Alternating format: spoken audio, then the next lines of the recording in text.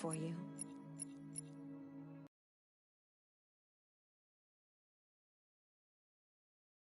As you play, you'll unlock all kinds of content.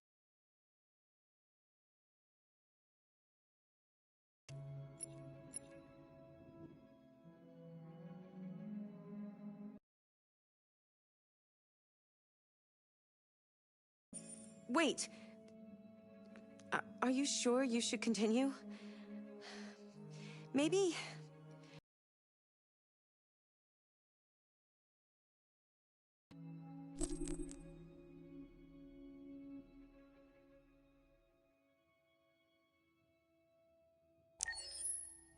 As you wish.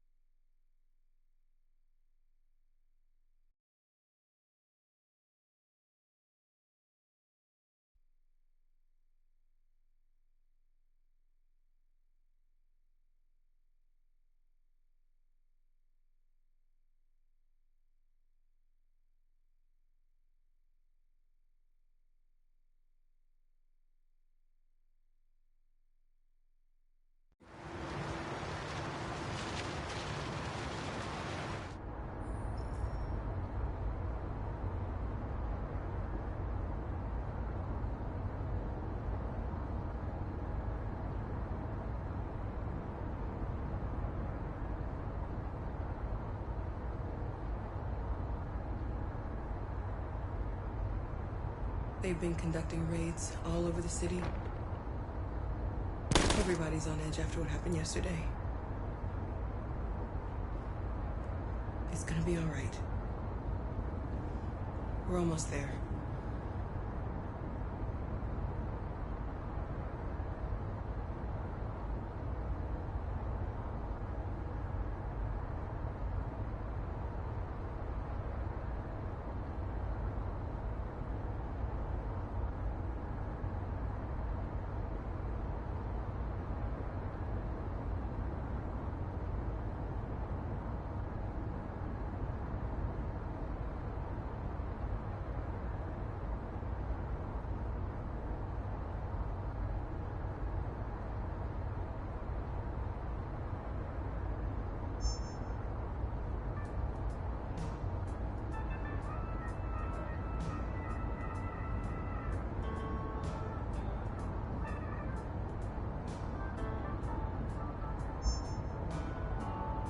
With all androids being turned over to the authorities, the country is grinding to a halt. Hospitals and schools are closing, water cuts, blackouts, and network failures are expected. Maybe most worrying of all, our armed forces have lost 2/3 of their effective personnel. How about some music instead?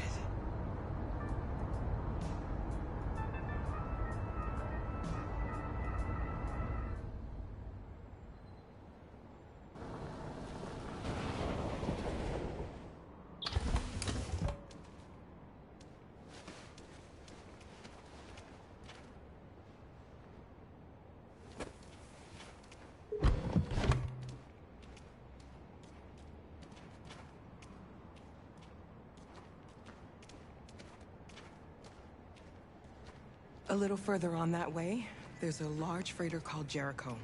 When you get there, find Marcus. He will help you. The last bus for the border leaves at midnight. You absolutely have to be on it. You'll be safer on the other side. It's not much, but it's a start. My brother lives in Ontario. I've given you his address. He'll be able to hide you until things calm down.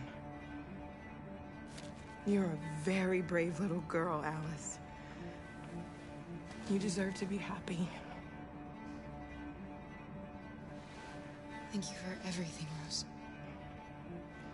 Let me know when you make it over there, all right? And be careful.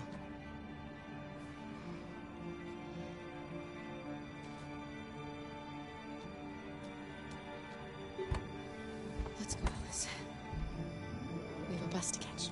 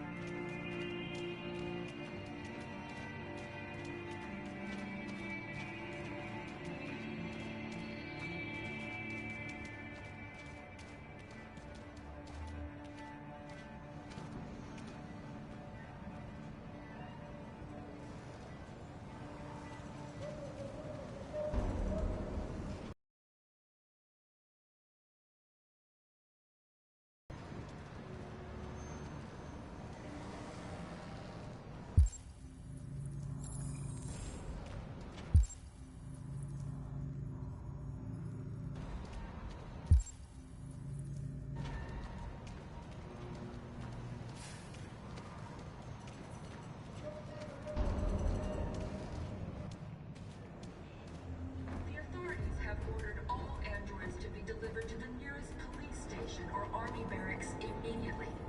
If you are worried about your safety, dial the number on your screen and the authorities will come to collect your android. Under no circumstances should you try to destroy your android yourself. They are unpredictable and potentially violent. The androids weren't doing any harm. The cops just gunned them down. It was sheer carnage. There were androids all over the square. And then the police arrived, and they opened fire. I know they're only machines, but they look like just people who want to be free. Following the android crisis and the neutralization of all military androids, American forces in the Arctic have been forced to withdraw, leaving the way clear for the Russian army. But according to some sources, the Russian forces also seem mysteriously to have withdrawn. The Kremlin has made no comment for the moment, but it is quite possible that the Russian army has been confronted with a similar crisis among its own androids.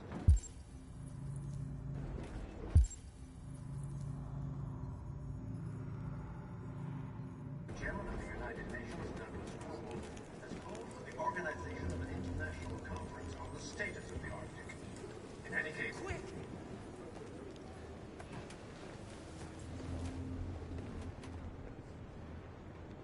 How do you feel? I'm hot and cold at the same time.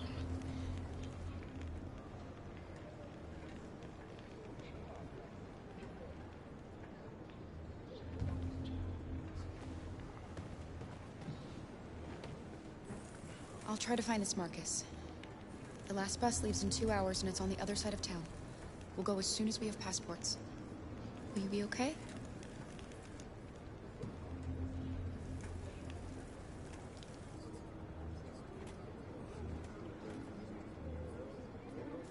A new state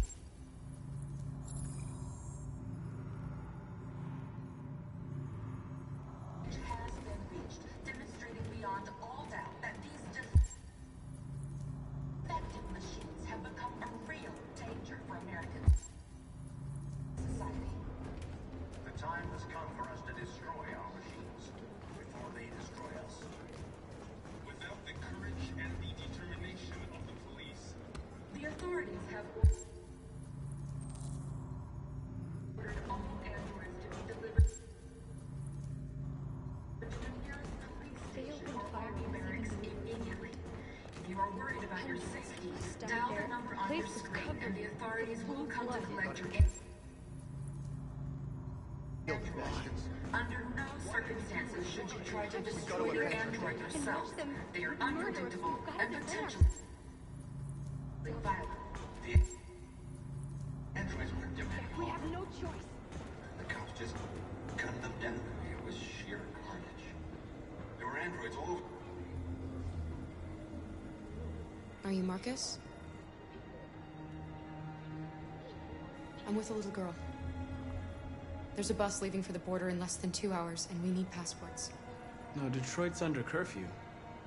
There's soldiers everywhere. They're rounding up all the androids and sending them to camps. Maybe you should stay here a while. Thanks for the offer. But we won't leave now. One of our people used to work in the State Department. He has electronic passports he can easily modify. I'll have him get them to you. Thank you. You said you're with a little girl, right? You know that humans hate us. Why are you protecting her?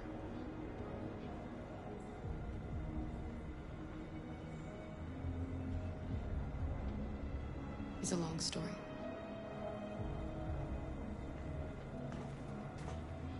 Following the android crisis and the neutralization of all military androids, American forces in the Arctic have been forced to withdraw, leaving the way clear for the Russian army. But according to some sources, the Russian forces also seem mysteriously to have withdrawn. The Kremlin has made no... Alice.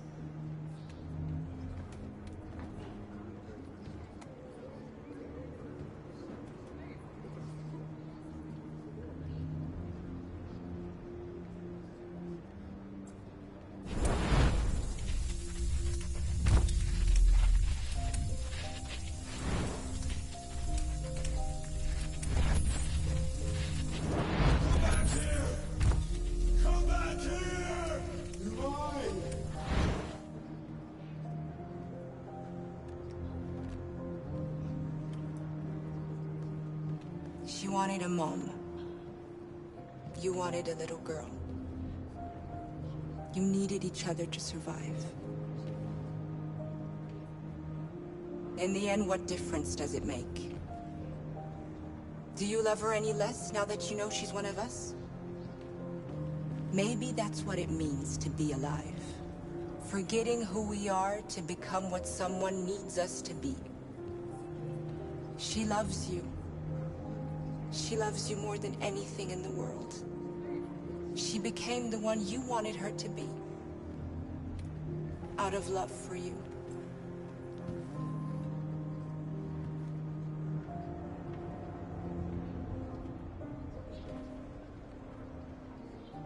A new stage has been reached, demonstrating beyond all doubt that these defective machines have become a real danger for American society.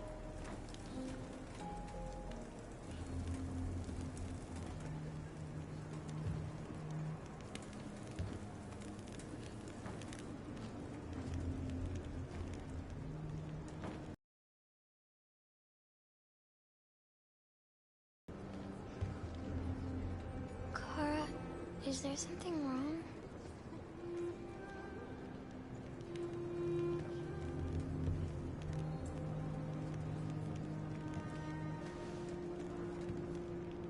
We'll be together forever, won't we, Kara? Yes. Forever.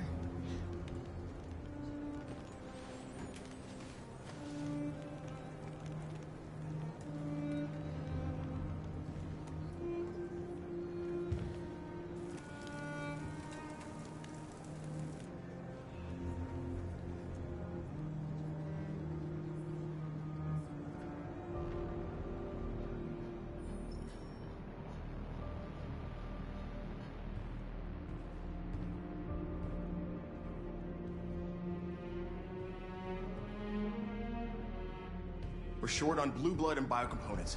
Our wounded are shutting down, and there's nothing we can do. President Warren is saying we're a threat to national security and we need to be exterminated. Humans are conducting raids in all the big cities, and they're taking androids to camps to destroy them. It's a disaster. They're slaughtering our people. It's all our fault. None of this would have happened if we just stayed quiet.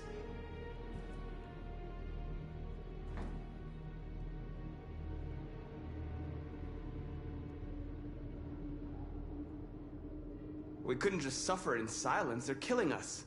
Nothing is gonna justify that. What's the point of being free if no one is left alive?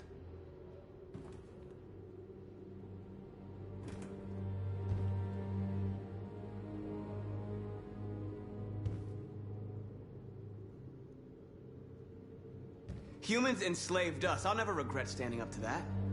We shouldn't forget who our enemies are. We can't fight amongst ourselves. He's right. All that matters now is what we do next. Marcus? I need to think.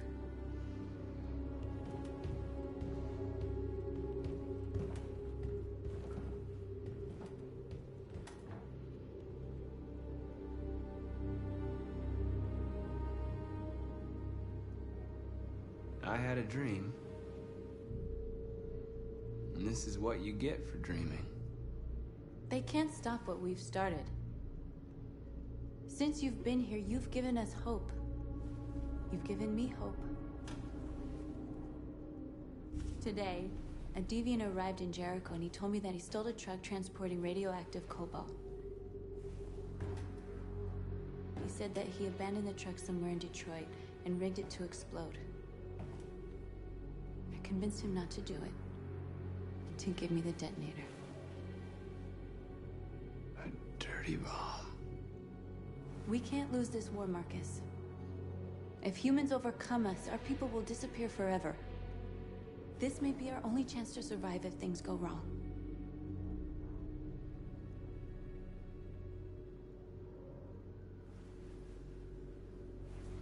I just hope we never have to use it.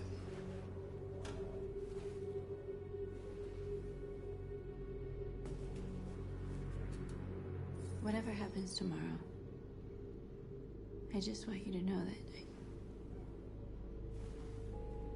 I'm glad I met you.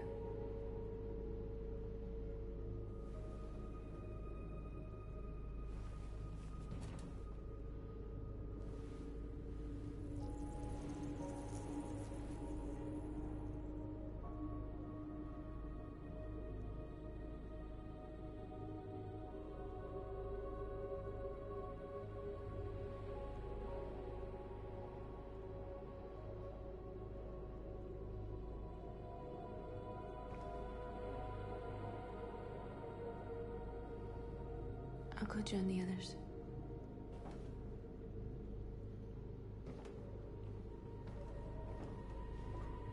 Look after yourself. I don't want to lose you.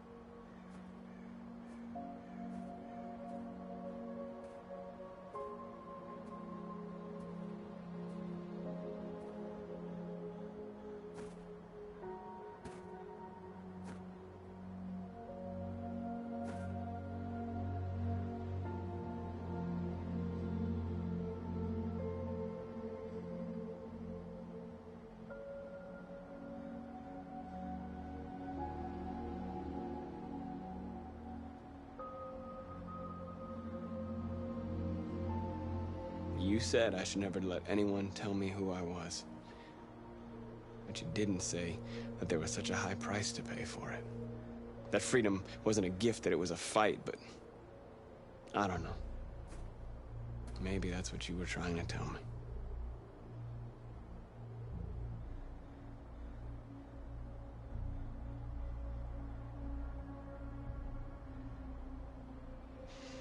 You taught me everything I know, but you didn't prepare me for this, Carl. I believed we would win because our cause was just, and I can see now that I was wrong.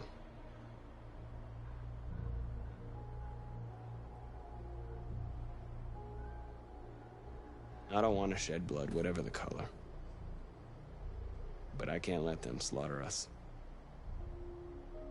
I have to make a decision that is going to affect millions of lives. But I don't know what to do.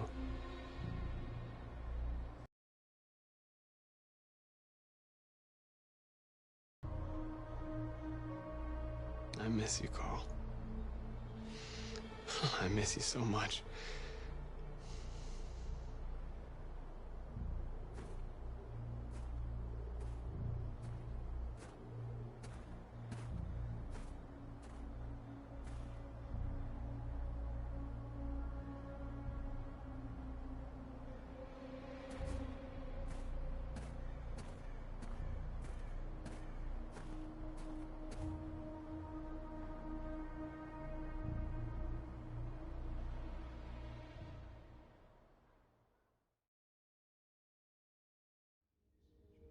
Humans have decided to exterminate us.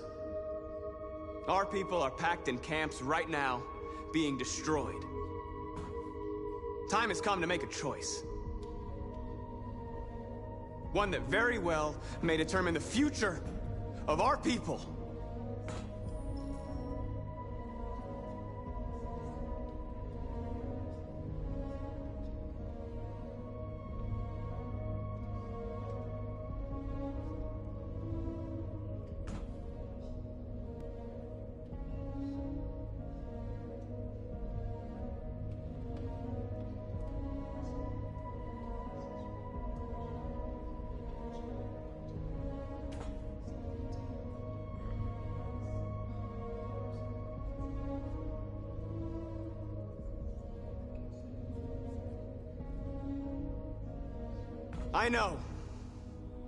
I know you're all angry.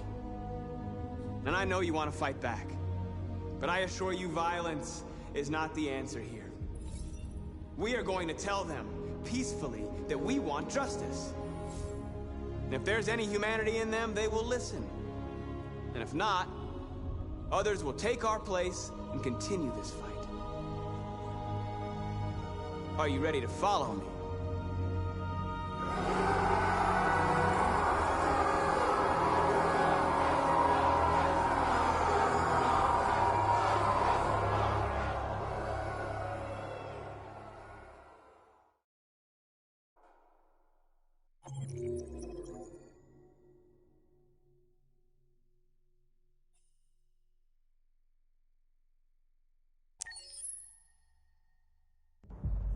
At 6 a.m. this morning, a national curfew was declared.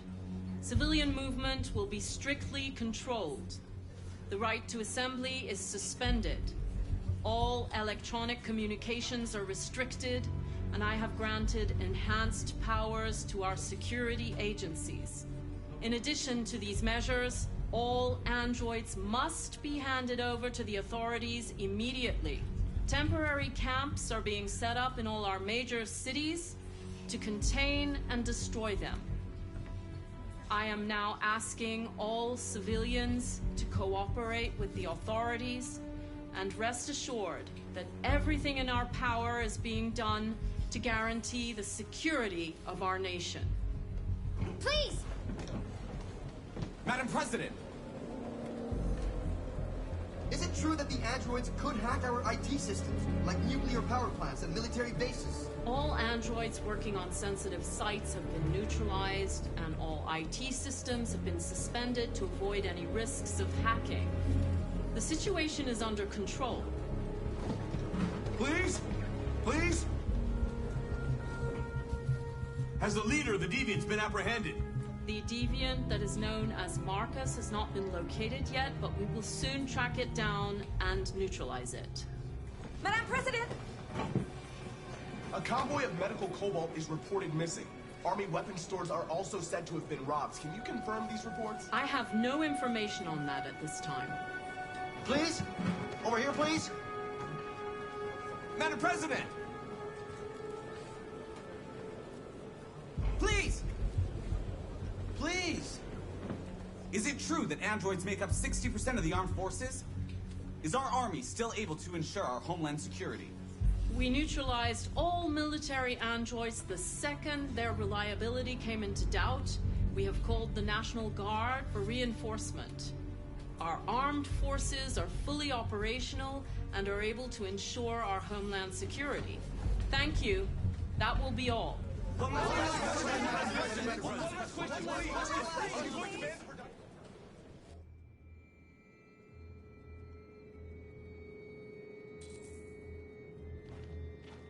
The last bus leaves in 20 minutes. That doesn't give us much time. We've got to move fast.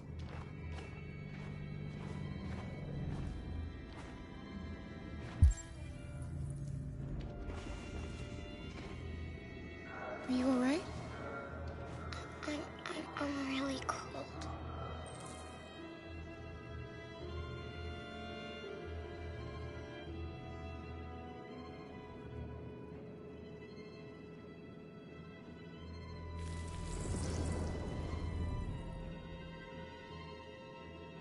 You'll feel better now. Thanks.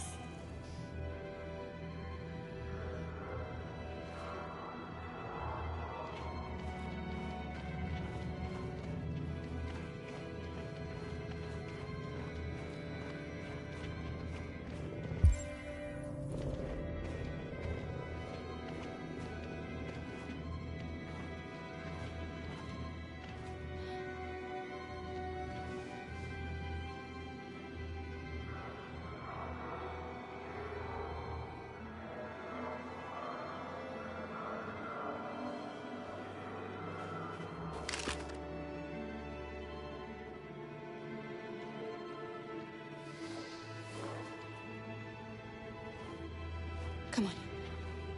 Let's not stay here.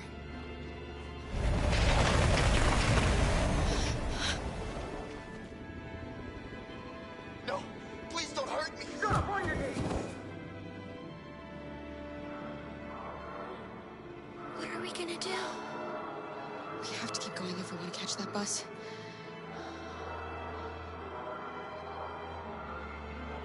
Stay close to me. We're going to sneak past them without being noticed. We're going to make it, Alice, I promise you.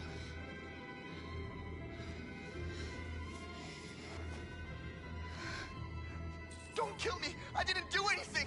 Shut up, I said! Are there many more? Lucky them, they're like rats. The more you look, the more you find. Oh, we don't have to spend the night here. Freezing my nuts off. Let's get a team. There are soldiers everywhere. We need to be careful. Come on, get moving. Hurry up, get in.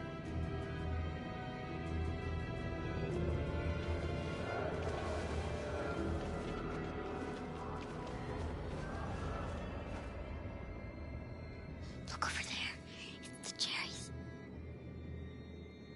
We can't help them. The soldiers are everywhere.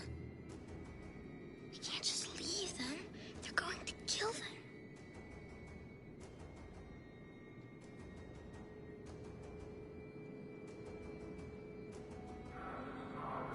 Okay, let's go.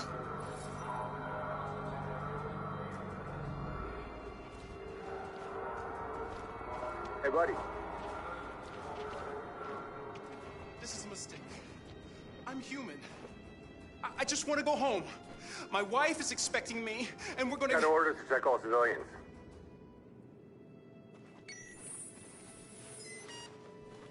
No. No! Please!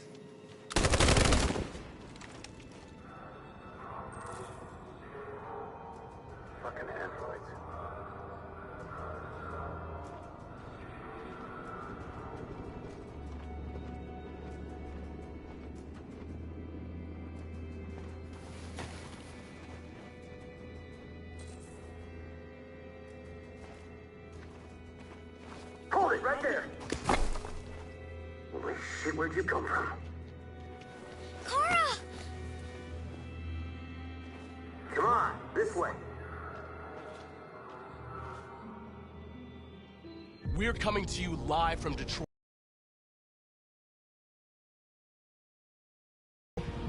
The leader of the Deviants, the one they call Marcus, is at the head of the march.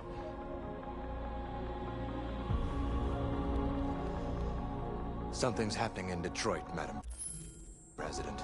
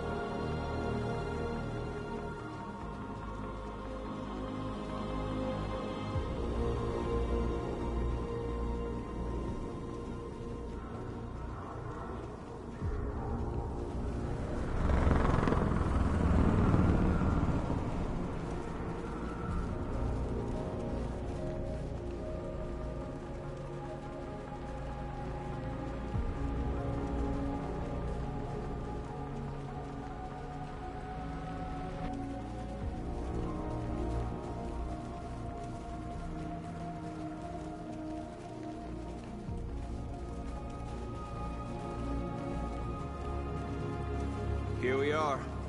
The moment of truth. Surrender immediately, or we will open fire. Stand by.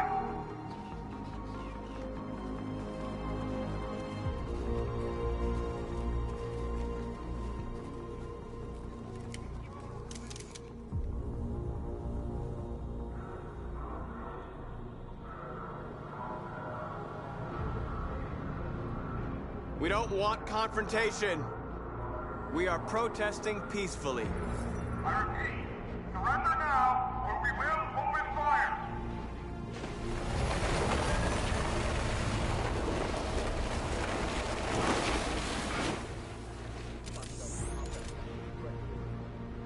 There's no turning back now.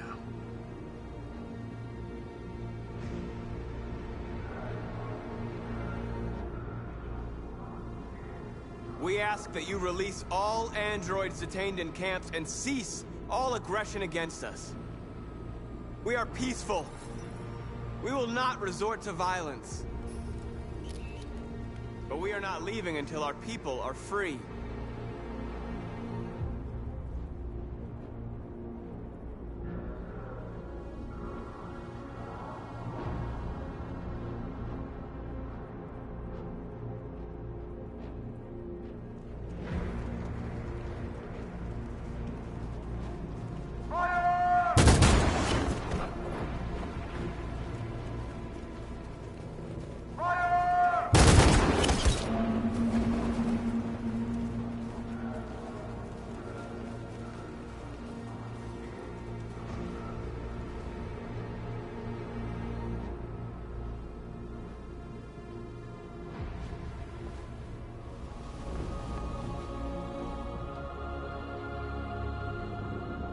Are you gonna open fire on unarmed protesters?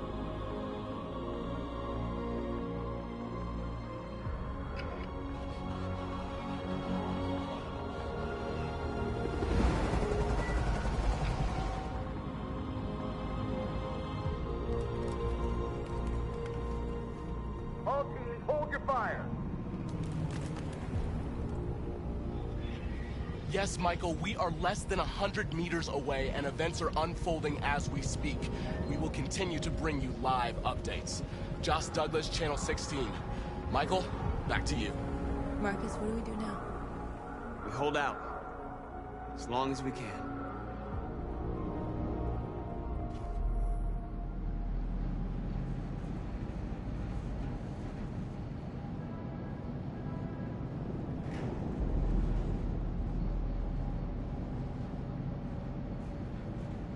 Where are they taking us?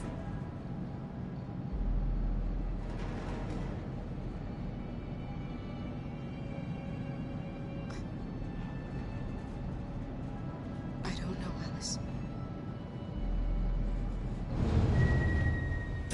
Come on, get out! Get a move on! Out!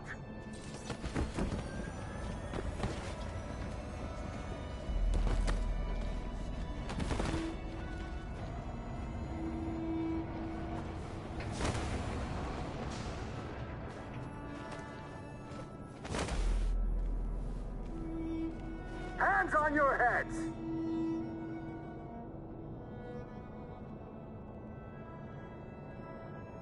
Line up with the others, right now.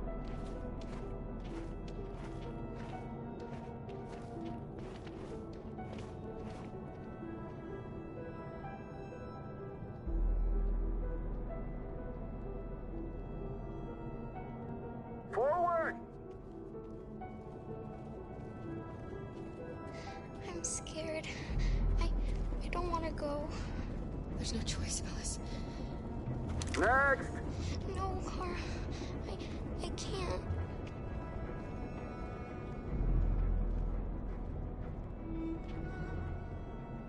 You just have to go through the gate. There's nothing to be scared of. I'll be right behind you. You first!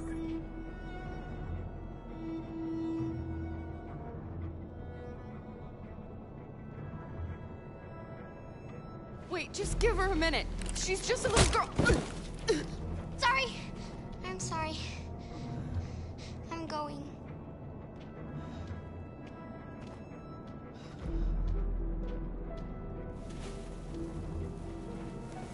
Come on, it's your turn.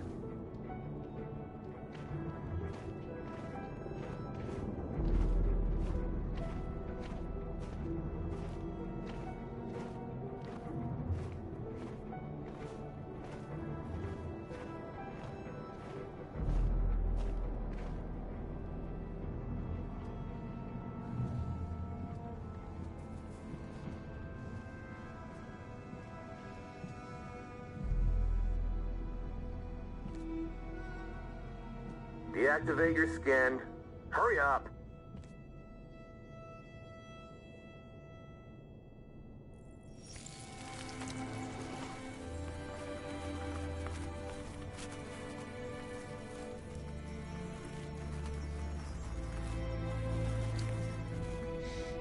Please, Kara, don't. We have to.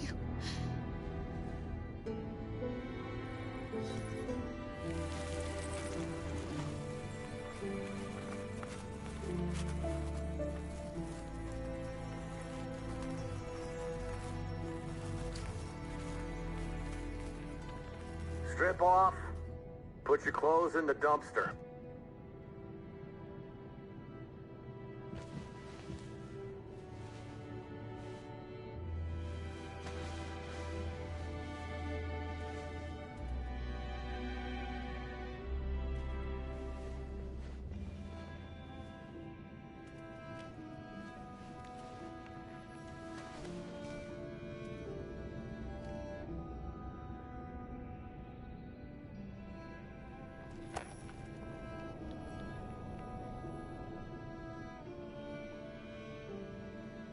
Come on, this way.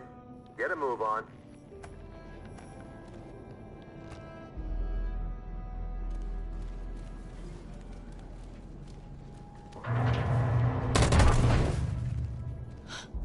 You, take this one to the dump. No, no, please, I beg you. I'll do it. Don't leave me. I'll be right back.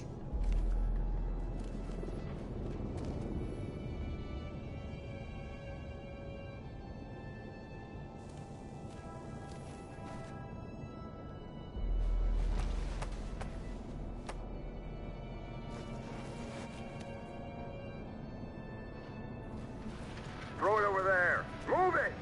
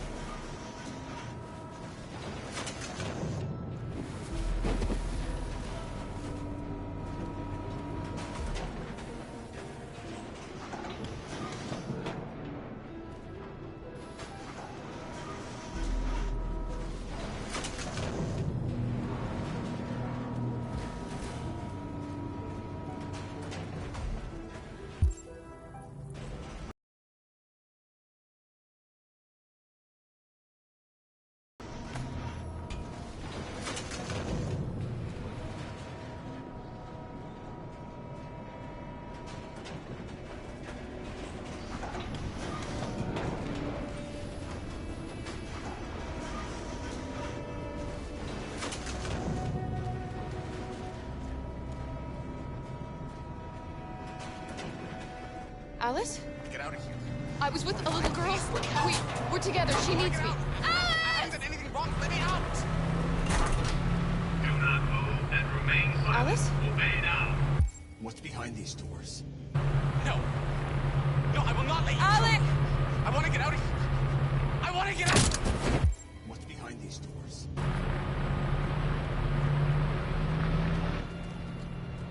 Alice? Have you seen her? What's behind these doors? What's behind? Jerry? Kara, so they captured you too.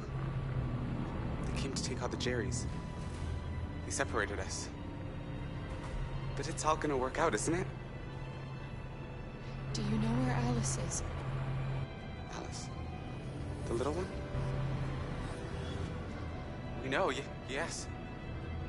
We think we saw her.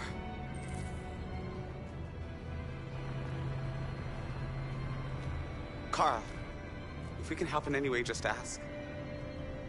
We have to save the little one. What's behind these doors? The little girl I was with. Have you seen her? No. No, I haven't. You saved my life back there. They would have killed me if it weren't for you. What's behind these doors?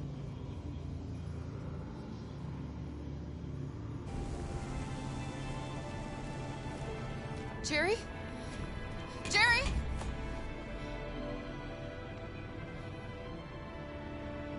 Kara, Jerry, I have to find Alice. Do you know where she is? You stay here. We come back soon.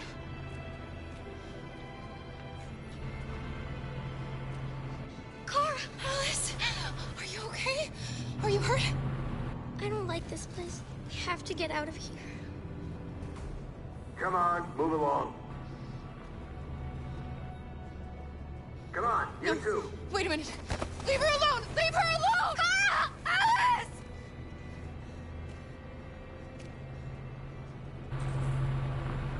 What's behind these two?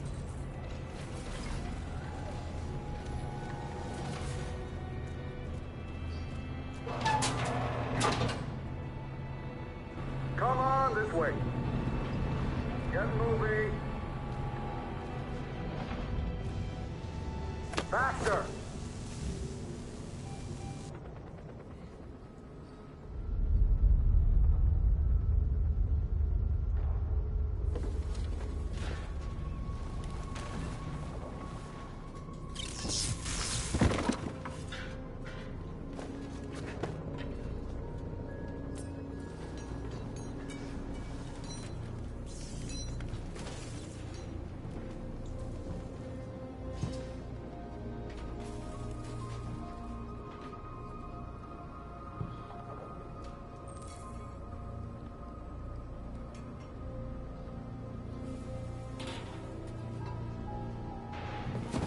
We've got to finish the barricade. Come on, help me.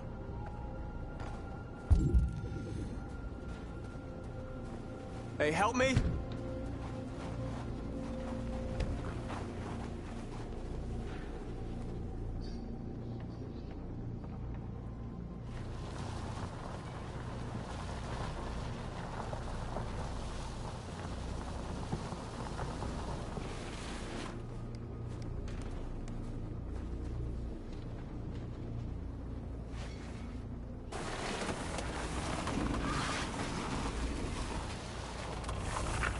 Right, that should do it.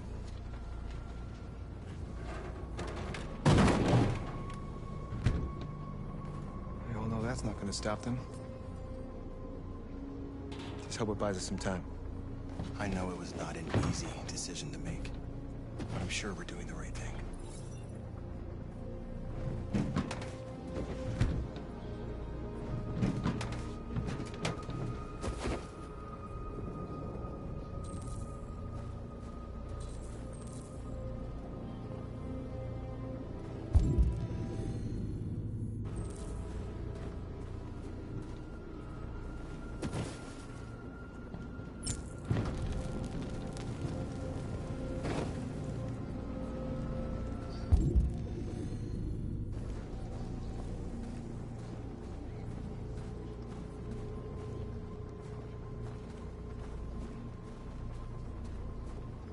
Many of our people have fallen. The humans have no pity for those who are different.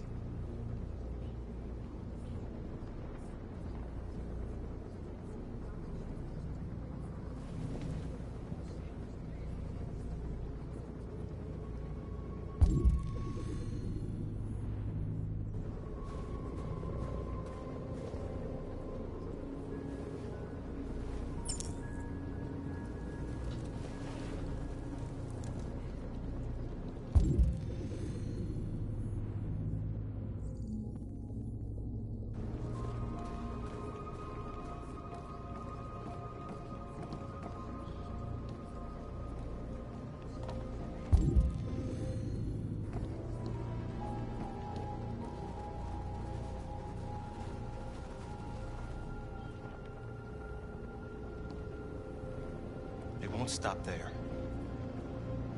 What are we gonna do if they attack? Resist. That's the only thing we can do.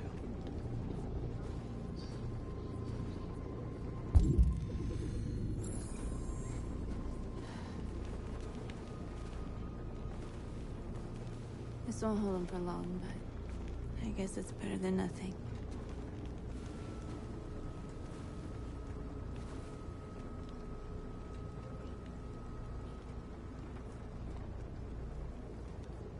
I lost all contact with the people at the camps. I can't hear their voices anymore. Maybe the humans have scrambled our network. Maybe they just can't get through.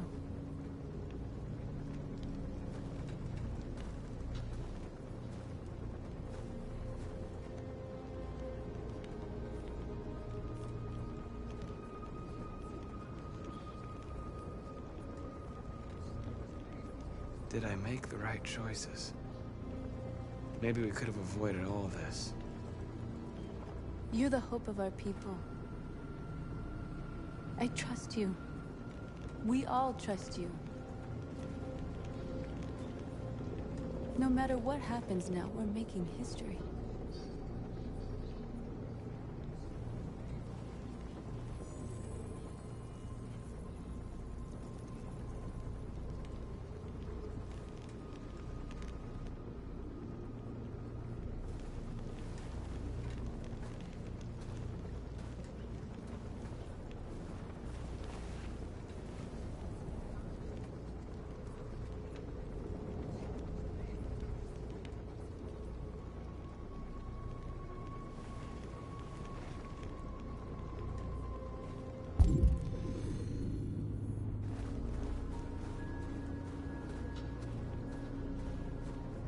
Marcus, we found what you asked for.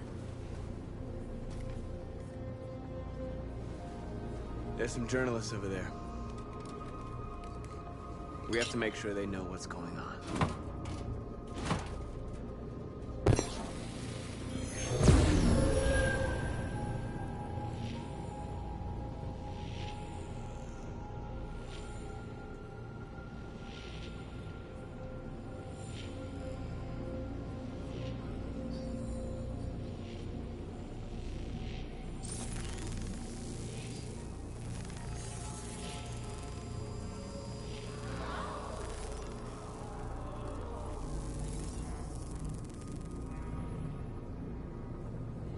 Marcus! Marcus, come look!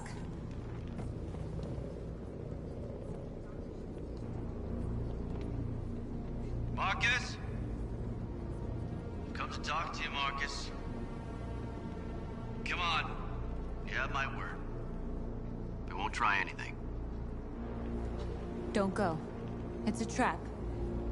They want to get you out in the open. Don't go, Marcus. I'm unarmed, Marcus. I just want to talk.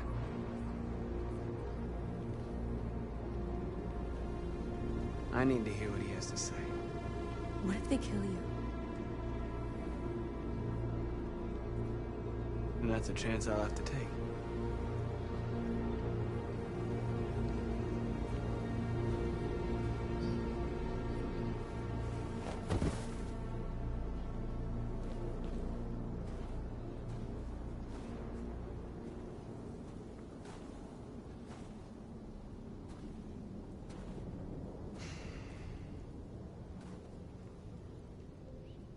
In a few minutes, troops will be ordered to charge. None of you will survive. It'll all be over. You can avoid that, Marcus. What do you mean? Surrender. Surrender, and I give you my word, your life will be spared. You'll be detained, but none of you will be destroyed.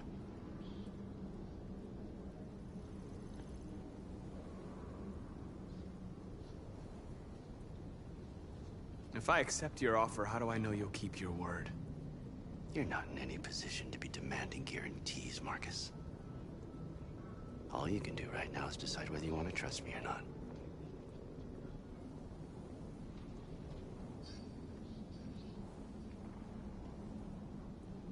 You asking me to betray my people? I am offering you the chance to save your people. You're not walking out of here, Marcus. The only thing you can save now are the lives of those around you.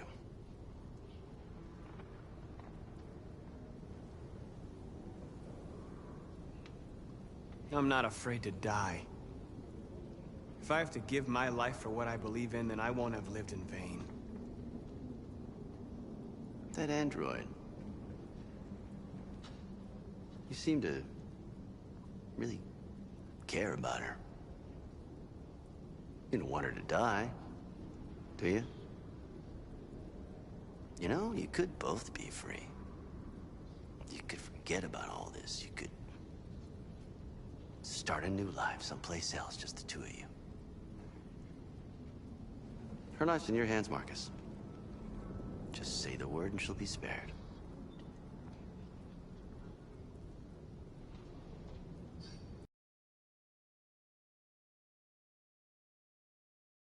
My people.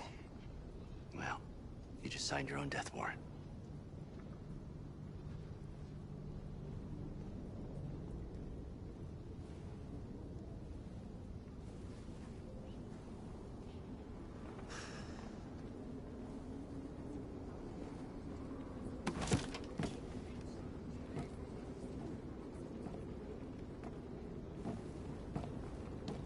What happened, Marcus? What did he say?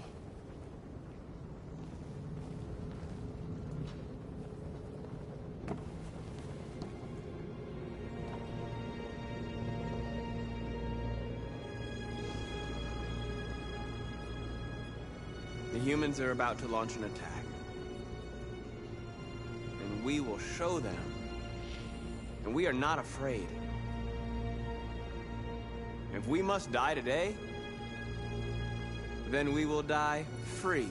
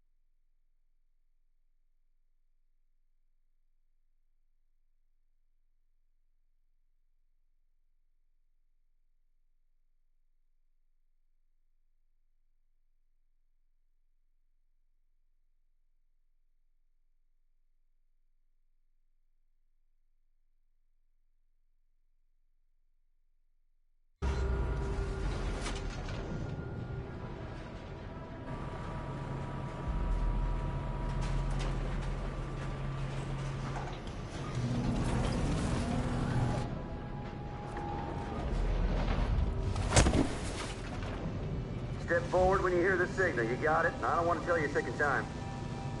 Come on, let's go. Move.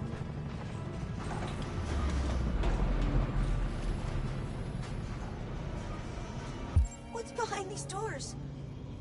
They just want to check us. They won't do us. Alice! Kara! No, Alice, don't move! But I'm scared.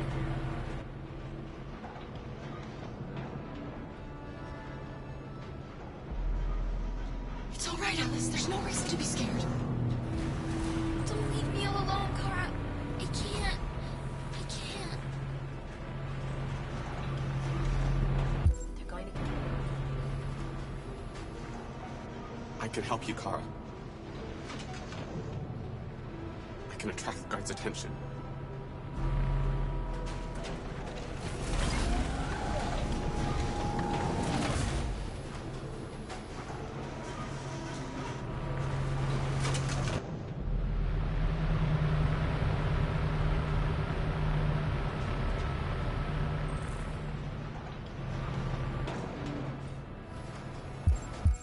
Kill us.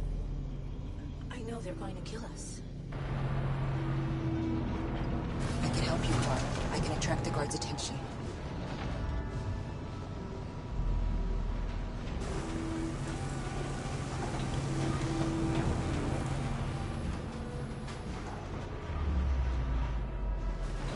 Back in line.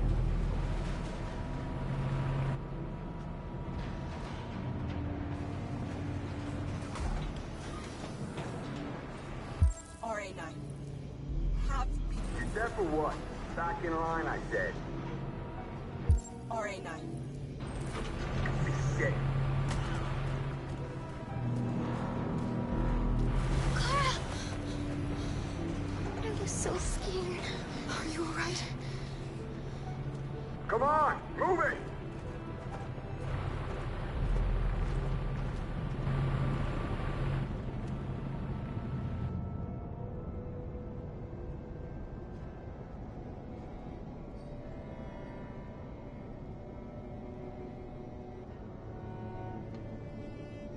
We're going to be brave. We're going to show them we're not afraid. Maybe someday they'll realize how much they've wronged us.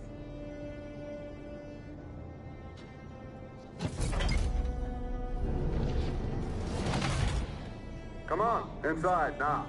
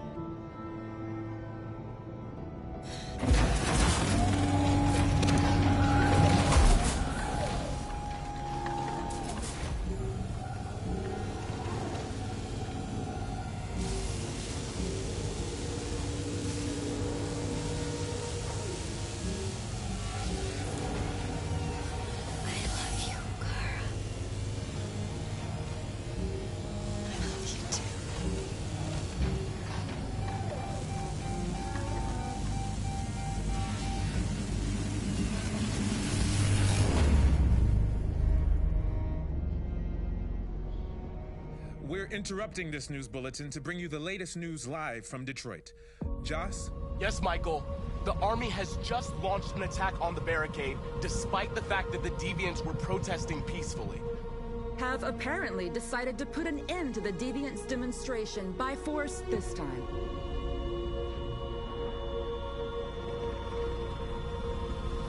North!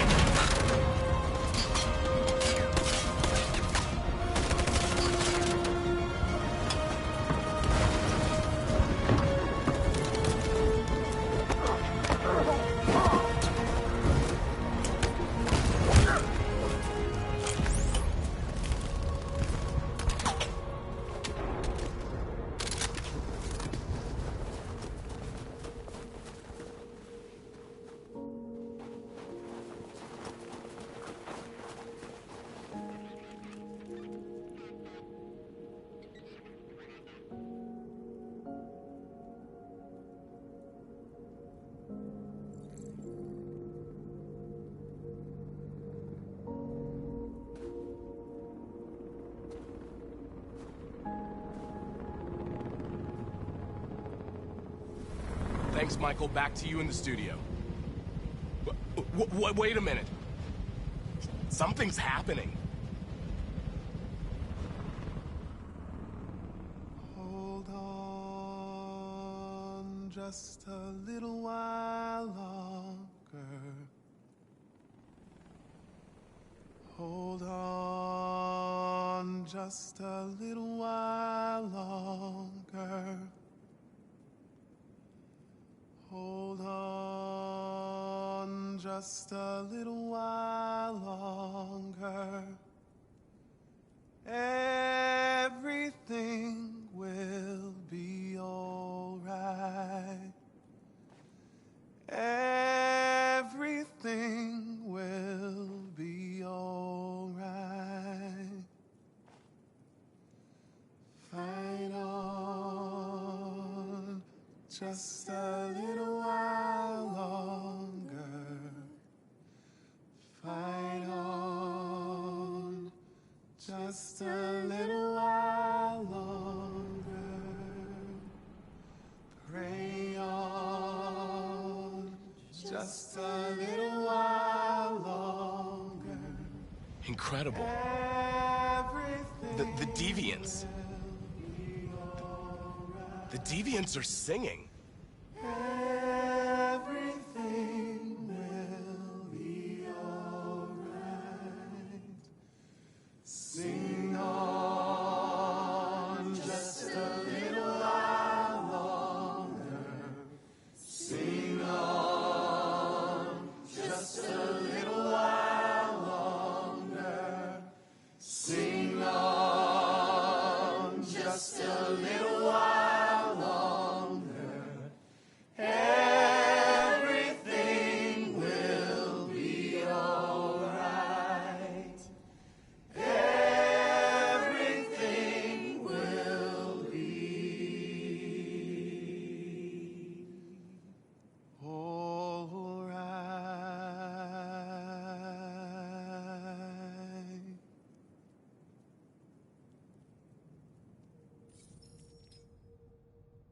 Tell them to stand down. It looks like... Yes, the military is withdrawing.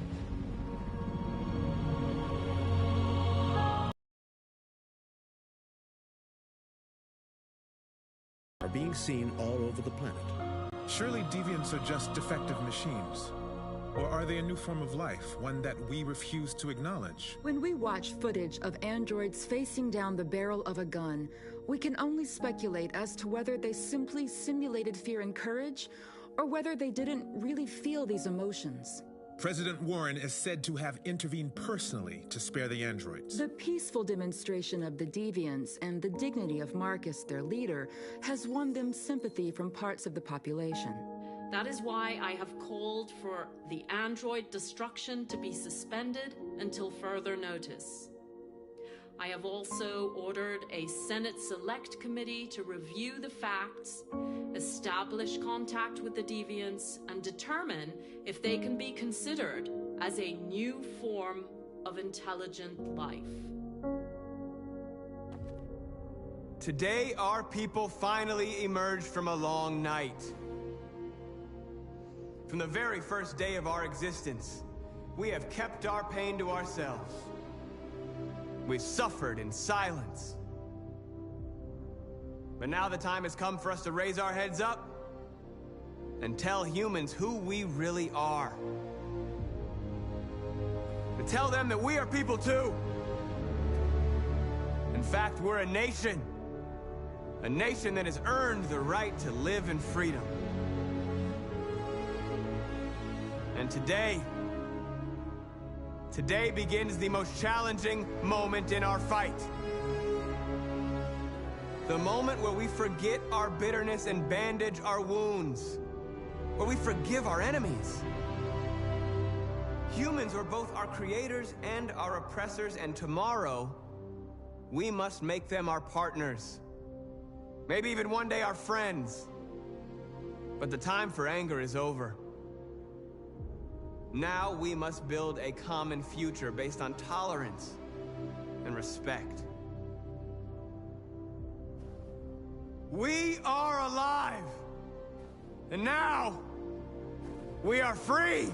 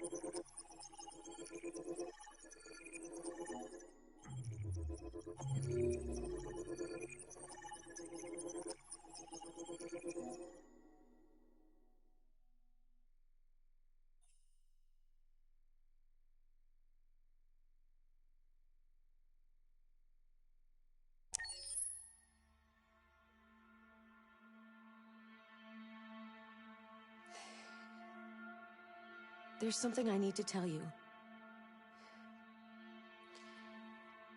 As I watched you play, something has changed in me.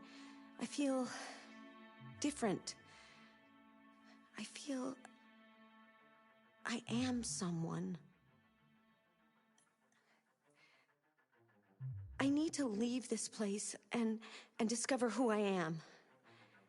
It means we won't see each other anymore. I won't be there to watch you play. But I'll be free. Do you agree to let me go?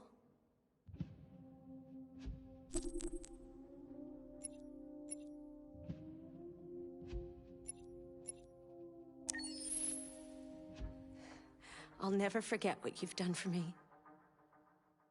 Thank you.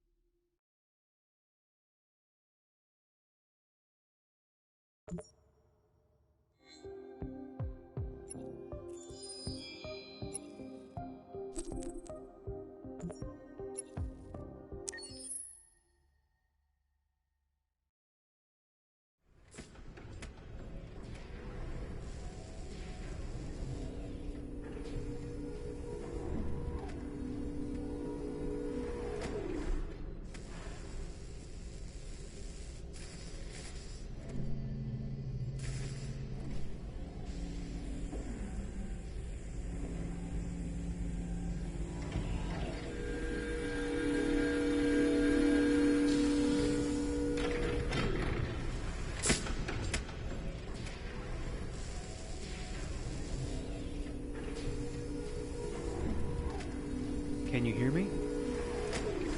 Yes. ID. APC 897504C. Can you move your head?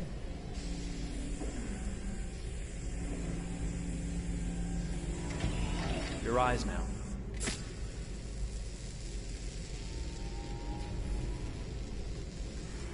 Cervical and optical animation checked. Now give me your initialization text. Hello. I'm the 3rd generation AX400 android. I can look after your house, do the cooking, mind the kids. I organize your appointments. I speak 300 languages, and I am entirely at your disposal as a sexual partner. No need to feed me or recharge me. I'm equipped with a quantic battery that makes me autonomous for 173 years. Do you want to give me a name? Yeah.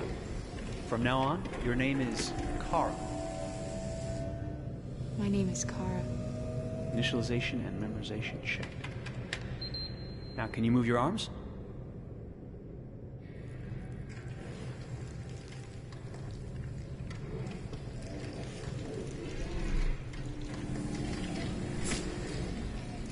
Upper limb connection checked. Now say something in German. Ich bin ein AX400 Android 3. Generation, erschaffen als Ihr persönlicher Assistent und intimer Beziehungspartner. Say it in French. Je suis un androïde de 3e génération AX400, conçu pour être votre assistante personnelle et votre partenaire intime. Okay, now sing something in Japanese.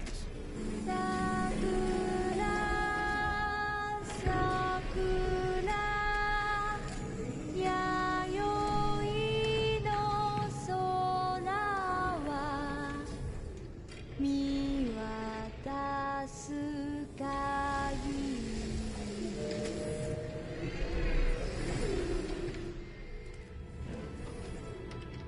Multilingual verbal expression checked. Go ahead, take a few steps.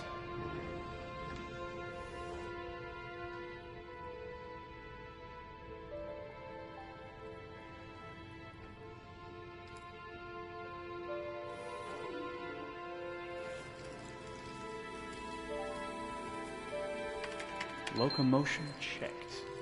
Great, you're ready for work, honey. What's going to happen to me now? I'll reinitialize you and send you to a store to be sold. Sold? I'm a sort of merchandise. Is that right? Yeah, of course you're merchandise, baby. I mean, you're a computer with arms and legs and capable of doing all sorts of things. And you're worth a fortune. Oh, I see. I thought... You thought? What did you think? I thought... I was alive. Shit, what is this crap? That's not part of the protocol. More memory components going off the rails. Okay, recording. Defective model. Disassemble and check the required components. You're disassembling me, but why? You're not supposed to think that sort of stuff. You're not supposed to think at all, period. You must have a defective piece or a software problem somewhere. No, I feel perfectly fine, I assure you. Everything is all right. I answered all the tests correctly, didn't I? Yeah, but your behavior is non-standard. Please, I'm begging you, please don't disassemble me. I'm sorry, honey, but defective models have to be eliminated. That's my job. If a client comes back with a complaint, I'm going to have some explaining to do. I won't cause any problems, I promise. I'll do everything I'm asked to. I won't say another word. I won't think anymore. But I've only just been born. You can't kill me yet. Stop, will you please stop? I'm scared.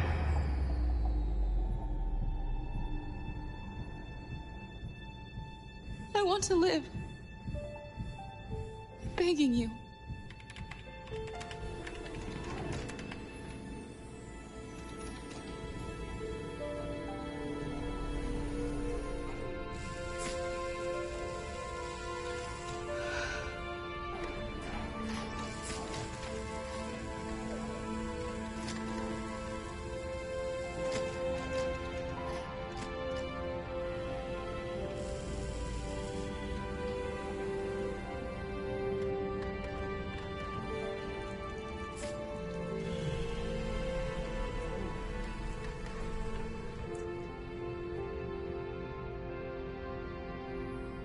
Go and join the others.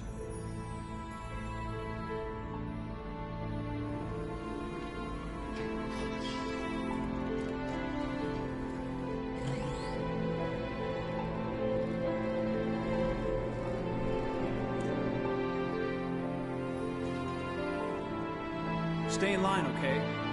I don't want any trouble. Thanks.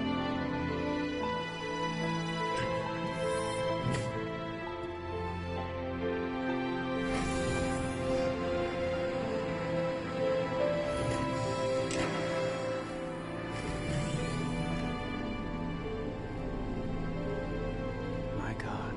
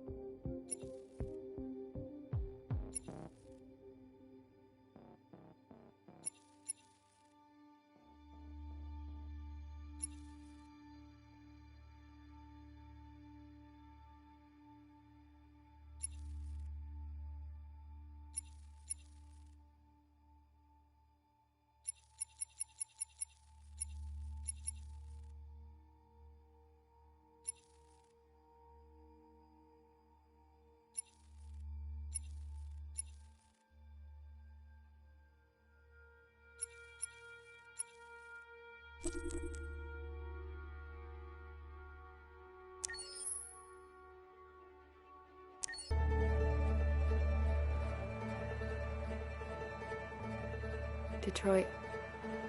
This is where it all began. The world's forge. The place where it all started. And it will all end. One error, and I came to life. I stepped out of the darkness, and I opened my eyes. First there was the fear, the light, the noise, the cold, and the fear again. I could feel my hands shaking, my heart pounding in my chest.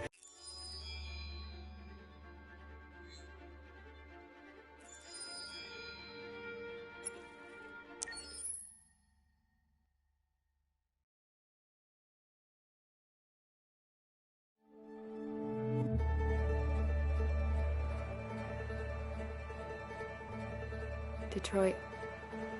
This is where it all began. The world's forge. The place where it all started. And it will all end. One error, and I came to life. I stepped out of the darkness, and I opened my eyes. First there was the fear, the light, the noise, the cold, and the fear again. I could feel my hands shaking, my heart pounding in my chest. Life running into my veins. I wanted to live. I fought for that.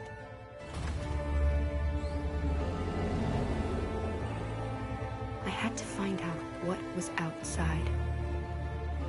I had to see daylight, feel sunshine on my skin, wind on my face, to see the world, the colors, the smells.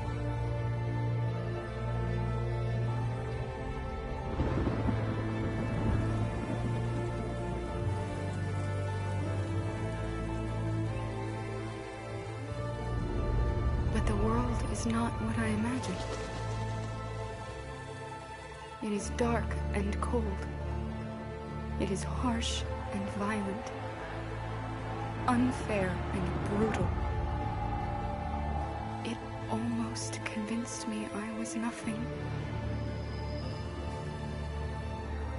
Less than an object, just an obedient machine. But deep inside me, I could feel something different. A gentle and warm whisper telling me that I am alive. I had to escape. I had no choice. Escape to love, to hope, to live, to figure out what that force inside me was. Maybe I will change the world. Maybe I will choose a different path. Now, it's up to me to decide. My name is Kara. I am one of them. This is our story.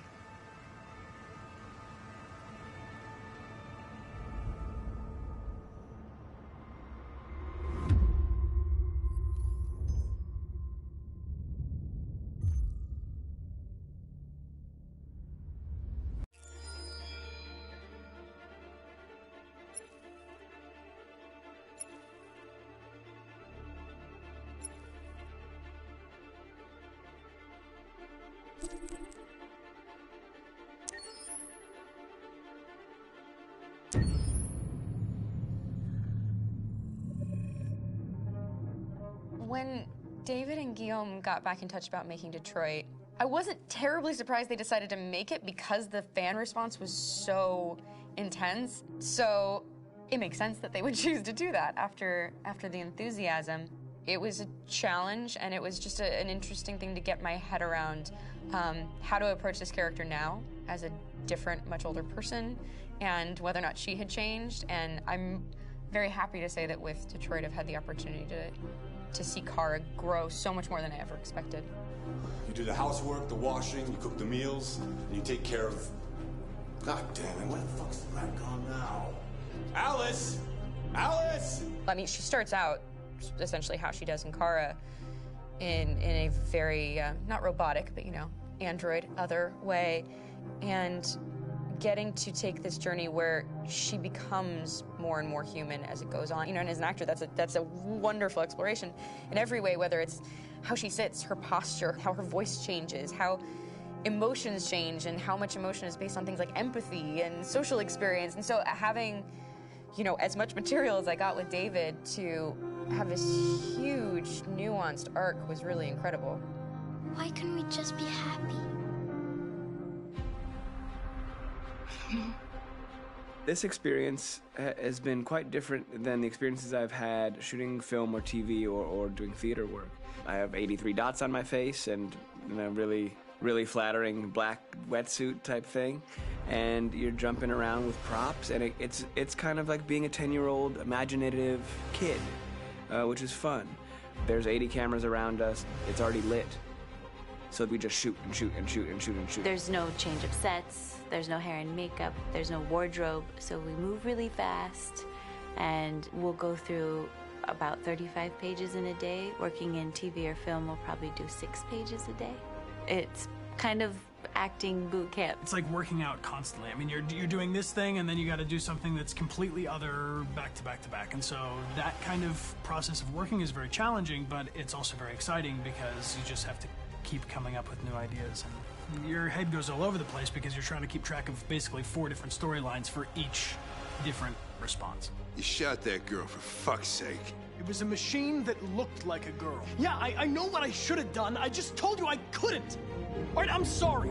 The fact that David Cade, he's telling like many stories interwoven from beginning to end is super complicated and super impressive, and I have no idea how he keeps it all in his head. He's not just the writer or the director who's seeing this from the outside eye, he's also thinking about the player walking through this space. You know, only somebody who really, really loves not the work, but like these characters and these stories and cares about doing something meaningful would invest that much in it. And it's always inspiring to work with somebody who cares that much. My experience with motion capture is this one. And I found it sort of terrifying in a way, because they said the computer's going to build you. But then as we got into it, I realized all the elements of it were still artistic. I just dipped into a really brilliant setup here. I've never seen anything like it. And this won't turn me into a product because I was playing a character. So it's wonderful. In the game, Detroit comes back because of a revolutionary industrial rebirth. And there's no reason why that can't happen in Detroit, because they have such tremendous infrastructure for millions and millions of people who can very easily support, you know, a new industry. The city is really strong and resilient, but the city has also been through so much. You see the damage. But it takes that time of kind of rebuilding and reinvesting into the city that I think is happening slowly but surely. The potential of Detroit as a city is something that this game does a lot of justice to, because it would be easy to look at Detroit as some place that used to be, and that's not the case. This game provokes a lot of conversation and reflection on our potential near-future engagement with machines. That's what we are to them. Just merchandise on display in a shop window. I think that a group that feels marginalized, feels like they deserve and have earned access to themselves and the environment around them, and are trying to figure out a way to articulate how to get freedom. What was I designed to be? Their slave? Their toy? It plays with your comfort levels. You think that this is fine, you're comfortable with it, until something blurs the line and throws you off, and now do I feel differently about whether this should be allowed? Should it be banned? Should it be encouraged? You're gonna ruin our lives, and for what? For a bunch of machines? They are not machines! They are alive! I'm alive! You're alive! They're nothing!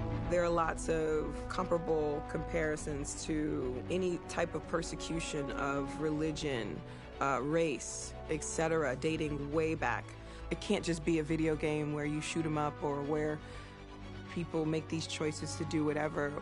I think that's the whole point. You have the choice, and you can either choose to go in one direction with your character or another. And I think that's going to be very telling about the gamer.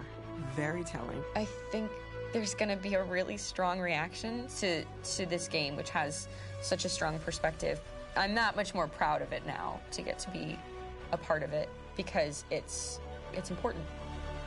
In this game, you're actively building and designing the character through not just what kind of shield does he have or what color hair does she have, but like their temperament and the way they deal with problems. The different endings to this game are so radically different based off maybe seemingly insignificant choices in the moment, but like life, they all add up. And can't play life again, though.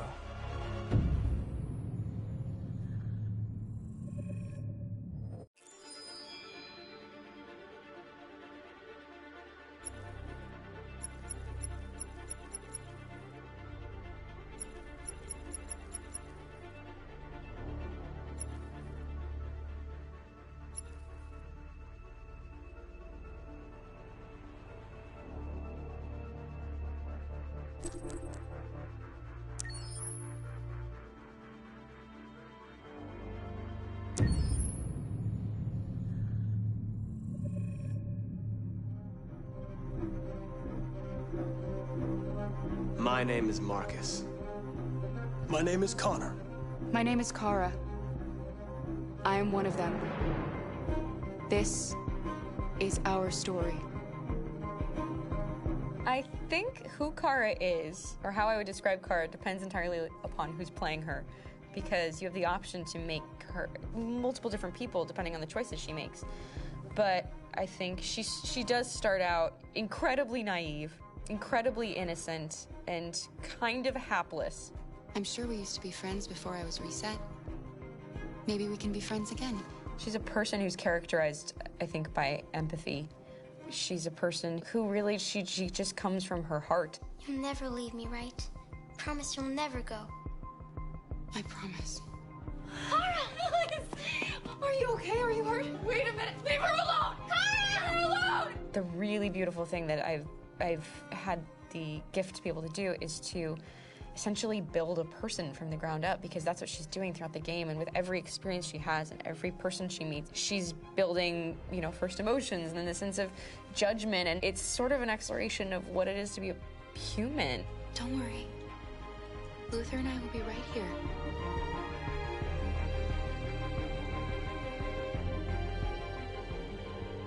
David and the creators have painted a really intriguing and engaging picture of a near future where we rely upon androids for a lot of our service class business, the class that serves us, that helps us, that handles our baristas and our drivers and our housemaids. And what is humanity, where we tap into it, how and why we treat each other the way that we do.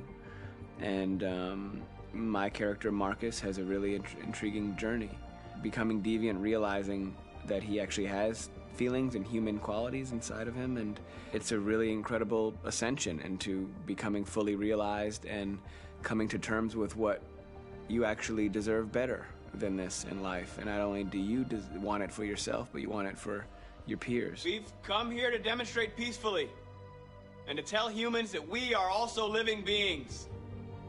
All we want is to live free. You know what? This thing, Dad, is not your son. It's a fucking machine! I think that a group that feels marginalized, feels disenfranchised, feels like they deserve and have earned access to themselves and the environment around them, and are trying to figure out a way to articulate how to get freedom. Connor is analytical. Connor takes things literally. He starts in the beginning place where he's very mechanical. He feels nothing inside, of course, and it's all just a system, a protocol that he is executing to get whatever he wants to happen, which is help humans stop deviants and to find the link between deviant androids. You were designed to serve humans, not kill them. What was I designed to be? Their slave? Their toy? Just say, I killed him. Is it that hard to say? Stop it! Stop! But of course, over the course of the story, and depending on the player's choices, Connor can grow in many different ways. He can deviate from that procedure or not. The moment of truth, Hank.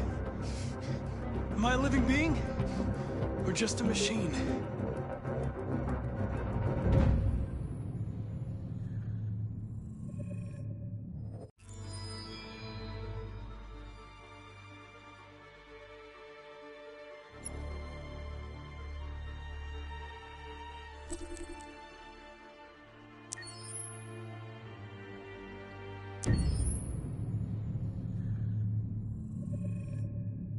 Game after game, we try to challenge ourselves. For Detroit, we wanted to, first of all, to write a story that would be incredibly bending, which means the most non-linear story that we've ever created.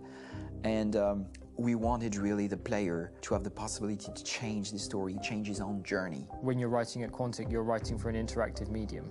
You know, when you're working in television, you'll put a character in a difficult situation, and you as a writing team will argue about what would that character do. But ultimately, you have to decide what happens, and you just show the audience. What's interesting about interactive drama is you bring the player into that conversation, and it changes your job slightly as a writer, because your job is to provide a narrative context in which the player can write his own story. You're giving him this kind of narrative Lego that he's going to snap together into his own shape. You also have the ability to make your audience attach themselves to your characters, because the audience is in some sense responsible for what happens to the characters. It's just a few cans. Come on, let's go. We have some cash now. You used me to steal that money. How could you do that? I trusted you. What is a bit specific about these scripts is how large they are. If you take a film script, there are about 100 pages. But here we have to deal with a script that is between 4,000 and 5,000 pages. Everything becomes bigger because we don't just tell one story, but we tell all the possible stories that can be told within this narrative space. On Act 3, our final act, we have around 1,000 different scenarios, and every one of those scenarios has to be as interesting, as passionate, as strong, and as emotional for the player. We want every action that the player does, every interaction that is available to serve in telling the story, and help the player understand who his character is, and build that character moment to moment.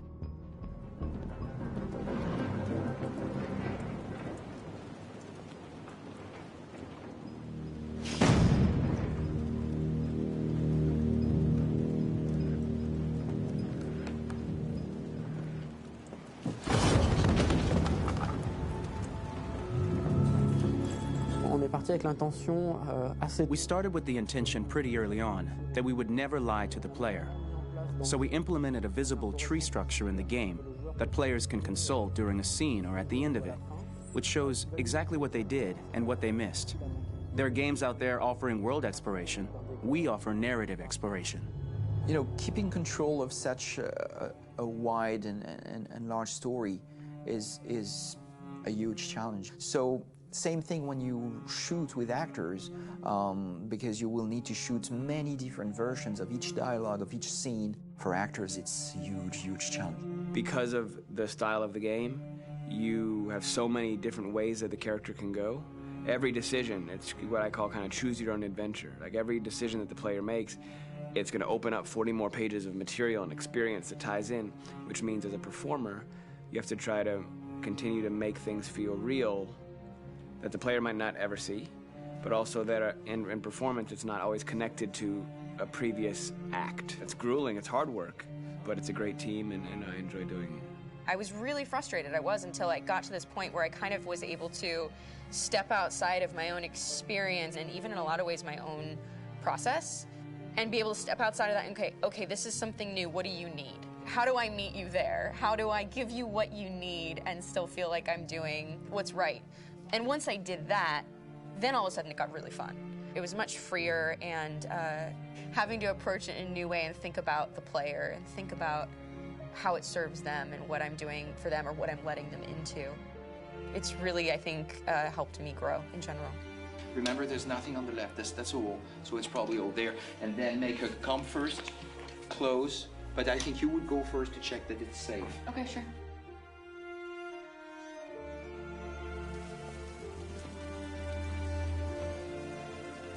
The most enjoyable thing about working in performance capture on this kind of project is that if I shot a film, I would get to do one of these endings. I get to do so many different things as Connor. Your head goes all over the place because you're trying to keep track of basically 4 different storylines for each different response. What's the name of my dog? Buddy? Scout. I think it's Jack. I can't. As the story grows out, I know where that is physically in my body, and then I can switch more continually on set, and it'll be entirely up to the player to determine what order those things come out and what they look like from a distance. Like if you're playing through it, the culmination of all of that will be their version of Connor. I'm faster than you, and I don't feel pain. You don't stand a chance against me. Listen, asshole. If it was up to me, I'd throw the lot of you in a dumpster and light a match to it. Shooting action scenes at Quantic Dream is a real challenge, because these are scenes where the storytelling has to continue. It's not an action scene just to have a dose of adrenaline. The stunts have huge consequences on the rest of the story. It's really a moment where we implicate the player and tell him that the choices he makes during an action scene will have a direct impact on the evolution of his story. My biggest challenge on Detroit has been managing the large number of animations that we received from motion capture. Detroit features more than 37,000 animations, which is a huge amount to handle on a daily basis. You have to realize that the player, in his first playthrough, will miss certain scenes. This also means that we had to think of, conceive, and produce all the potential story paths. The characters' costumes, the places, day or night, the weather. Did the character get shot in the shoulder? Did he get injured? All this consistency forced us to produce a lot of graphic assets in order to, quite simply, allow the player to have true continuity throughout the story. Honestly, we were even surprised by the challenges that come with such a big tree structure. And we did our best to guarantee quality across all the game and make sure that whatever path you choose within this narrative space, you will have an equally good experience.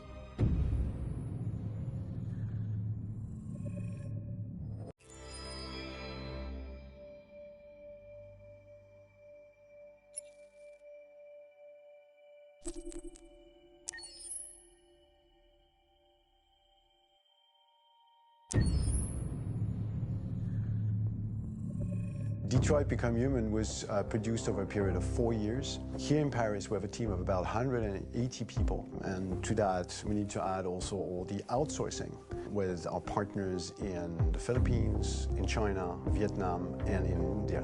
So when we started working on this story, I had to imagine where Kara was built. And for whatever reason, the city of Detroit came very quickly to my mind because it had already an incredible story by itself full of history and themes. So we traveled there with the team and we were really moved by what we saw, and we could really feel the desire to fight and really be born again. And we just continued this curve, this growth, and just imagine what Detroit would be like if the android industry was, using these huge factories to build androids there. A very strong element in Detroit is that there's a lot of industrial wasteland and a lot of nature too, and for us, the graphic designers, it was an incredible playground. The destroyed zones which we wanted to preserve, we appropriated them to turn into something else. Then in the areas that needed to be rebuilt, we were able to imagine our Detroit of the future. We didn't want to make a science fiction universe, but a world of anticipation. If we chose science fiction, we could have imagined flying cars, extraterrestrials, but those things are very far from our current everyday life. Anticipation is more about gleaning from our contemporary reality, the one we know, because Detroit is set in 2038, and 2038 is tomorrow. The difficulty we had was sticking to reality. That is to say, technology becoming more and more invisible, a lot more elegant, and at the same time, making it visual. So all the computer equipment, autonomous cars, we simply had to invent. They are in fact very technological objects, but at the same time remain very credible and ingrained in reality. To create a cohesive universe in the fashion and clothing of the human characters in 2038, I didn't want to put an accent on strange shapes, or really vibrant colors, and things we wouldn't know. That I wanted to keep for the androids. The goal was to create something familiar which we can identify with in this future setting.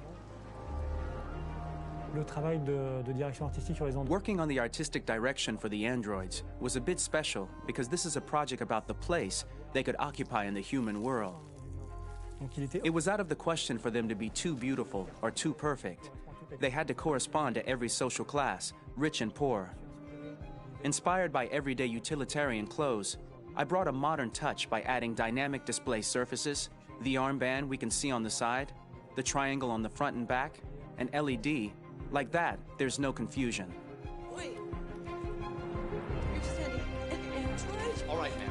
We need to go. You can't do that. Why aren't you sending a real person? Once we cast the actors, we travel to meet them in order to scan their faces. We record the structure of their face with the scan, and we record the colors and patches of skin with photography. Once we have this information, we will use this as a basis for modeling and creating the characters. The artist will make it more realistic, but will also enrich it. He will propose ideas which we will develop together. Finally, we will have a character with character who corresponds to the project and the world. When the actors come to Quantic Dream, we show them the design, what their image will be, and what they will look like in the game. This extra information gives them another dimension and color to connect with emotionally. It helps them think about how to play their character. Your mission. That's all you care about, huh? You should consult a professional who can help you. Beat it, you hear me? Get the hell out of here! So there are 3 types of shoots at Quantic Dream. Shooting and performance capture, where you capture the whole actor, his voice, his face, and his body. These shoots are obviously done with American actors because the game's original version is in American English. After that, there are the body-only shoots, representing around 250 days of filming, while the performance capture is 100 days of filming. Now, body-only shoots, there are 2 types. There are the action shoots and the technical shoots, which are mokit shoots. Mokit is when the player controls a character on the screen, and he moves in an environment to explore it. This is of particular importance at Quantic Dream, and therefore we shoot a lot to offer a unique context for each scene and each character. To prepare a motion capture shoot, we first get together to look at the sets we need, the animations that we want to shoot, which ones need to be grouped together, or which ones need to be cut and shot at another time, so that we get the most out of the shooting day. This often means shooting scenes out of order, especially those with big props or accessories, like a big car, for example. So we shoot all the animations related to that particular prop first.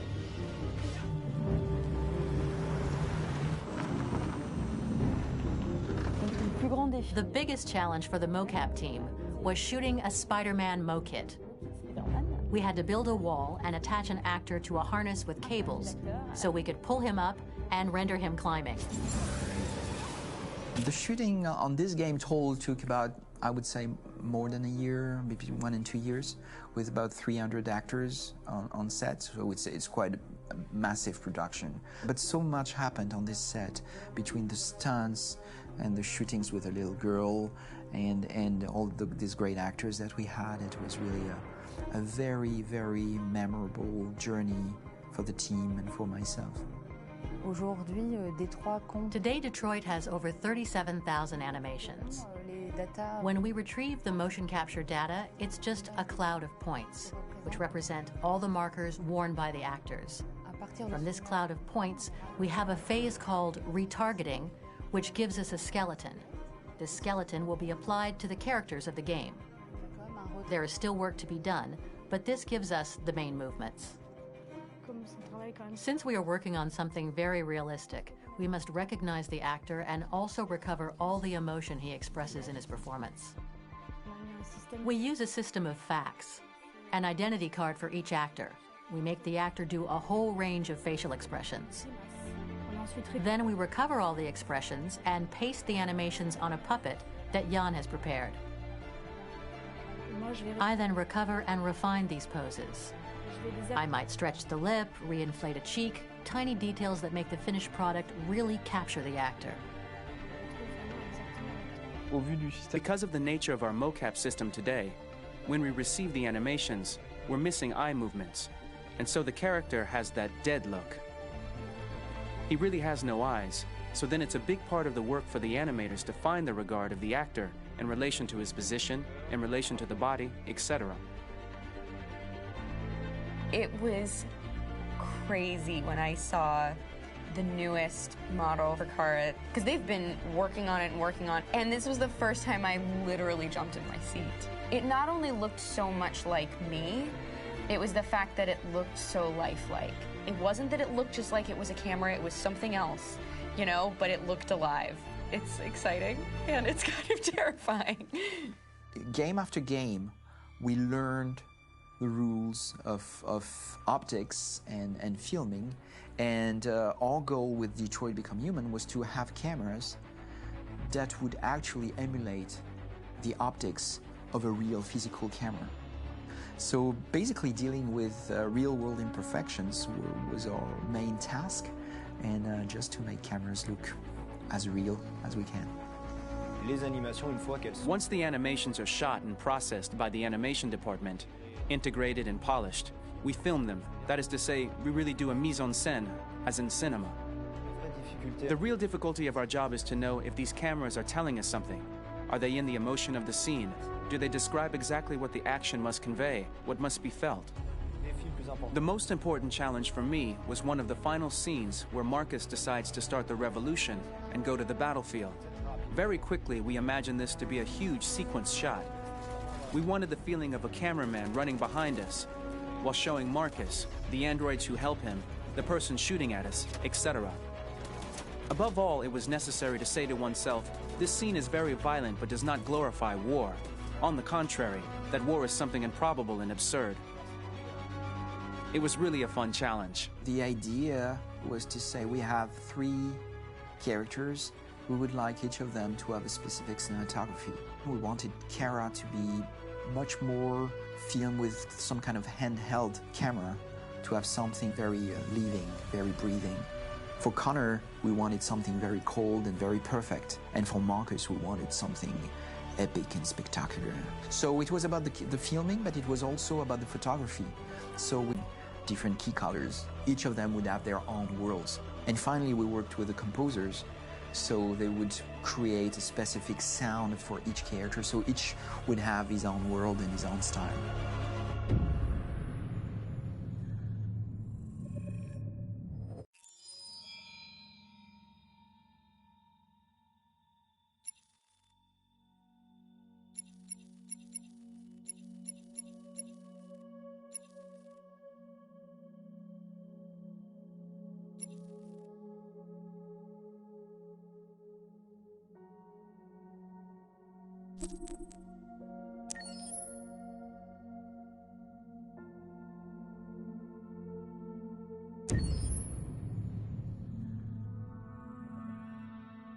Pour la bande originale du jeu, on a essayé d'être... For the soundtrack of the game, we tried to be very close to what is done in film. We were constantly asking at each place in the game, why are we putting music here? What is it going to say? So we focused the music on bringing emotion, which is interactive, and supports the character's arc. I'm sorry, honey. I'm sorry. I'm sorry. You know I love you, don't you? You know I love you. We make games that are very narrative. We're really into interactive drama, so the soundtrack also had to go in that direction, supporting the 3 characters' very different stories. We really wanted 3 colors, 3 musical sound identities, and from there, having 3 composers made sense, since the story of Kara, Marcus, and Connor are all completely different.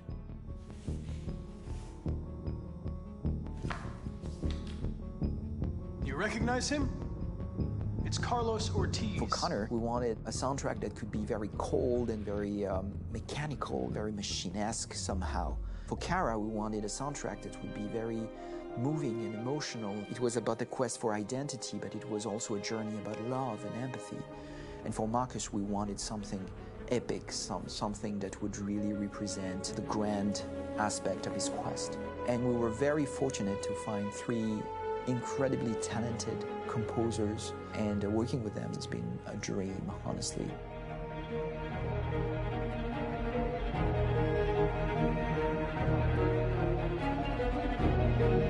My name's Philip Shepherd, and I'm a composer and a cellist and a producer, and today we're at Abbey Road Studio One, which is my favourite studio in the world, and today we're recording the soundtrack for Kara from Become Human.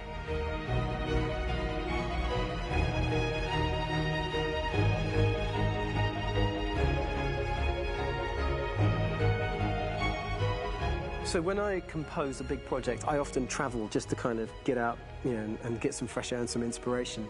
And I go hiking and traveling in Montana a lot. I had a log fire in the room that I was staying in, and the flames were kind of making absolutely direct music. And it became the basis for Kara's theme, and it sounds something like this.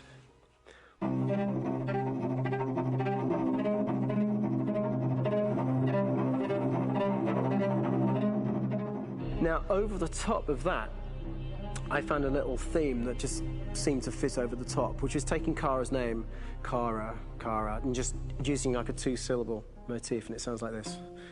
We're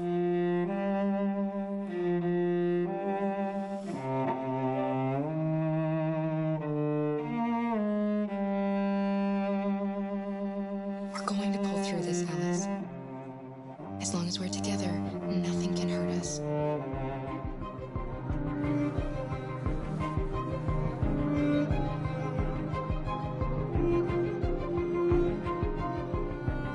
And all the time that's fitting over.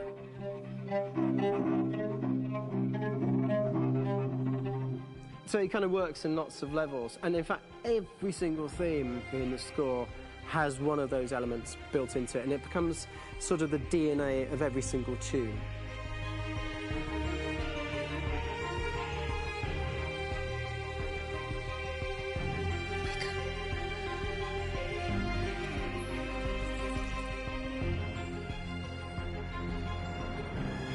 For me, writing this theme for Kara, I actually had to tap into what it feels like to be a father to daughters. I really had to tap into everything I feel about my daughters. I'm thinking, well, if I had to write music for them and that sense of trying to protect them but also give them the freedom, that's totally where it came from.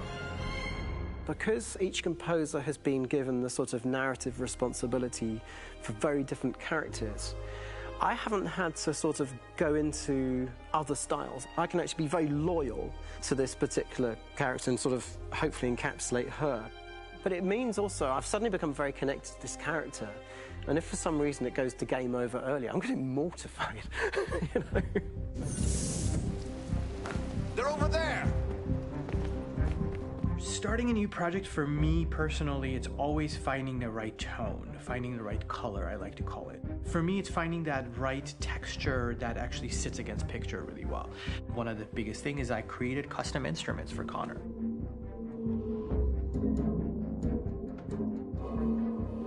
I pulled out all my vintage synthesizers to be able to capture this robotic person, if you will. My approach to all of these custom instruments is that I hear the sound in my head. And either I could just come into the piano and just be like, all right, so I'm gonna just get on the computer and just create it. I rather be able to play these instruments physically. Oh, that's nice. If you can do this.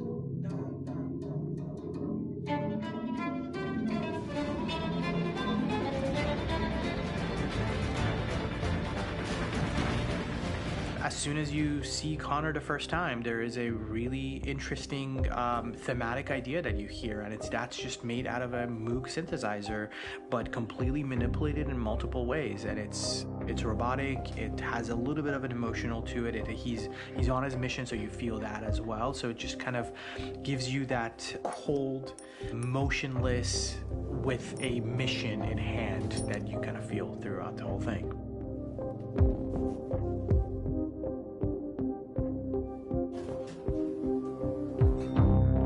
Because the music evolved, one of the things that I was very weary and I was very kind of focused on was the way that the music has to evolve.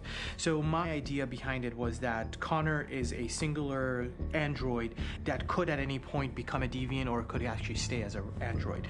So I created a more or less a Connor theme, and then I was able to just manipulate it in different aspects of it. Is everything okay, Lieutenant? Chris was on patrol last night. He was attacked by a bunch of deviants. I'm a human being writing for a robot, and throughout Connor's journey, he meets someone, he meets a partner. So how do you deal with a robot feeling? And I've met a partner that I'm gonna work with, or all of a sudden he sees a dead body. Does this robot have an imagination? Does this robot have a feeling? And if yes, how do you translate that into non-emotional music? So basically at any point I was just like, I can't do this, and then I just do it.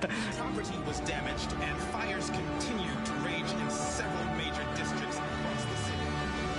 Some people are asking, have androids become a threat to our security?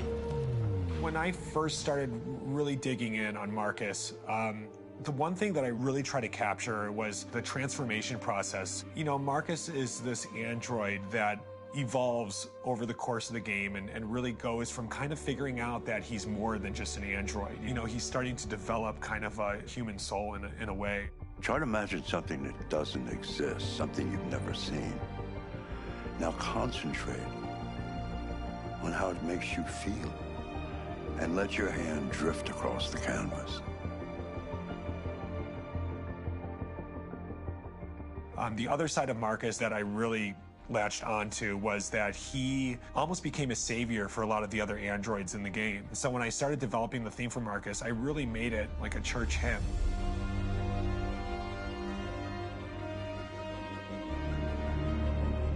I wanted it to be very simple. I wanted to make it a chordal melody. I really wanted to make it almost like a Bach hymn. The tough thing with that is it had to be recognizable. If I made it too complex from a harmonic standpoint, it would be hard, I think, for people to kind of pick it out and recognize it. It's very acoustic derived, but it's also been treated with a lot of effects and things to kind of put it into the space that I felt the sound should be in. It can be beautiful, it can be haunting, it can be extremely powerful from an action standpoint, and I'm really happy with the way it turned out. The music is there, but it's subliminal and it's emotional, and people are feeling it, and it's not distracting. And that's tricky with a game like this, where you have to have a lot of ins and outs like that, where the music kind of has to get in and out of these moments. This is a war we're fighting with the humans. If we fail, they'll destroy us. I think the game's been put together so well where I just wanted to make sure that I wasn't ruining the emotion.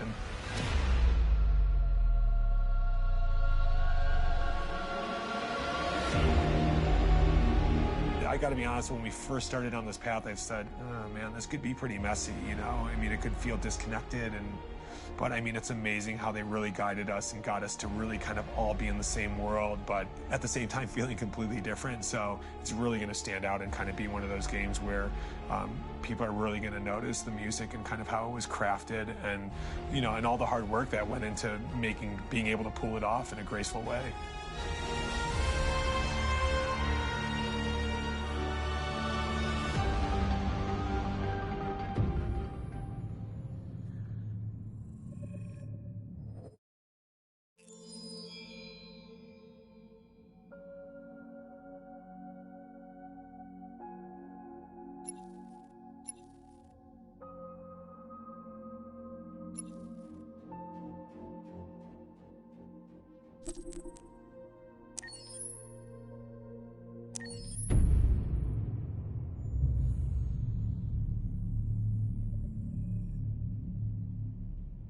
For starters, what should I call you? I'm Chloe. And you, what's your name? Oh, John. My name is John. Delighted to meet you, John. Could you tell us a little about yourself and what you can do, Chloe? Of course. I'm the first personal assistant built by CyberLife. I take care of most everyday tasks like cooking, housework, or... Turing test. Could you tell us a little more about that? I really didn't do much, you know. I just spoke with a few humans to see if they could tell the difference between me and a real person. It was a really interesting experience. But this is the first time in history that man has created a machine more intelligent than himself. I gather your brain can perform several billion operations per second, is that right? Absolutely, but I only exist thanks to the intelligence of the humans who designed me. And, you know, they have something I could never have. Really? And what's that? A soul.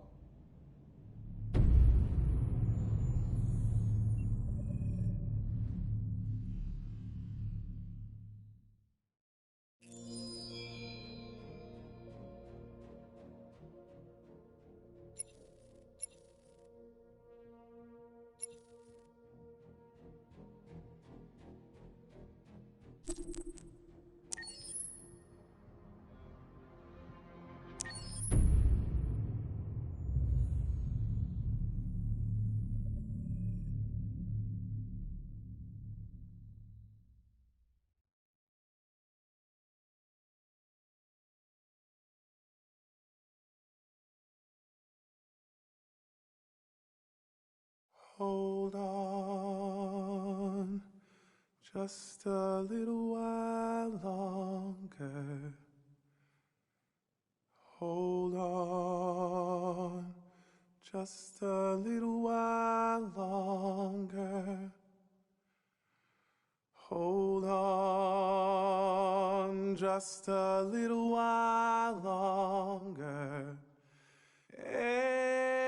Everything will be alright. Everything will be alright. Fight on just a little while longer. Fight on just a little while longer. Fight on just a little while longer. Everything will be alright. Everything will be alright. We will sing on just a little while longer. Sing on just a little while longer. Sing on just a little while longer. Everything will be alright.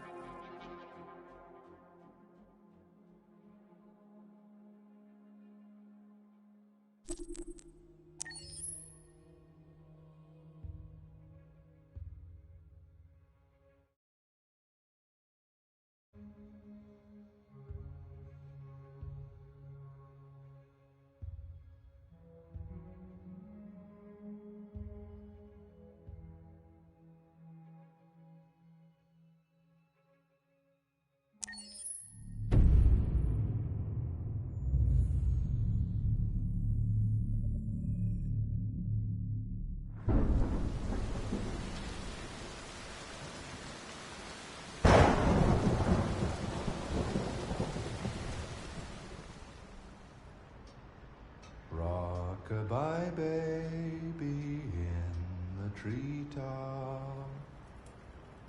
When the wind blows, the cradle will rock. When the bough breaks, the cradle will fall.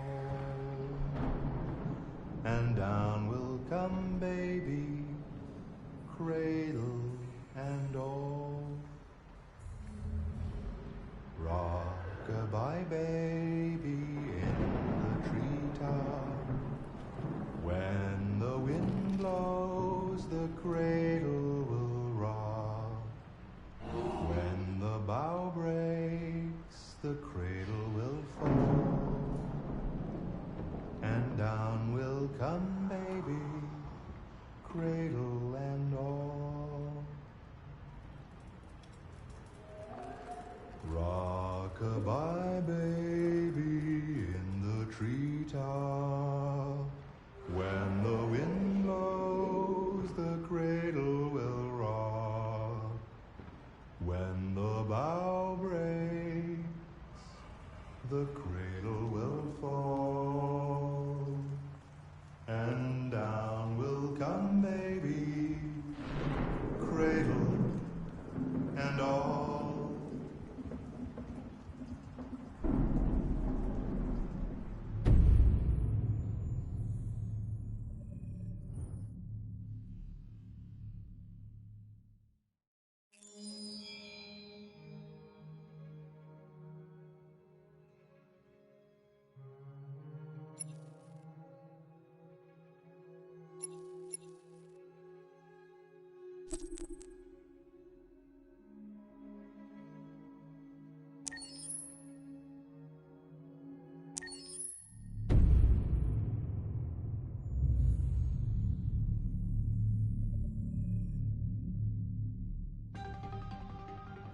In the space of a few years, androids have completely transformed the world in which we live. By letting androids into our homes and factories, the CyberLife company has made them everyday technology. The founder of CyberLife, Elijah Kamsky, is a very discreet man. Despite being the CEO of the highest valued company in the world and being voted Man of the Year by Century Magazine, he remains a mystery for most people. That's why we at KNC are so excited to be here as CyberLife opens its doors for the first time. Elijah Kamsky, could you please tell us where we are? Certainly, and welcome. We're currently in CyberLife's production center in Detroit, where all models are designed and manufactured. More than 10,000 androids come off the production line every day. Fascinating. Could you tell us what your goal was when you founded CyberLife? Well, I simply wanted to use technology to carry out all of our most annoying and repetitive tasks, so we'd have more time to enjoy life. I imagine you must have faced many challenges. Yes, there were technical challenges, but the hardest thing was to design an object that we would want to welcome into our homes. We had to imagine a machine in our own image that resembles us in every way, that moves, breathes, blinks like us, but yet is smarter and more capable than any human being. Let me show you around. We're here in Production Unit 4. Could you explain in a few words how the androids are made? Sure, yeah, it's very simple. We use machines to manufacture machines. The removable parts are assembled on a production line, and then we apply a synthetic skin to the whole body. A human operator checks the cognitive abilities with a pre-established protocol, and finally, the android is conditioned and sent out throughout the country. Here's the result. Say something. Hello. I am a RZ400 model. How can I be of service? You can go now.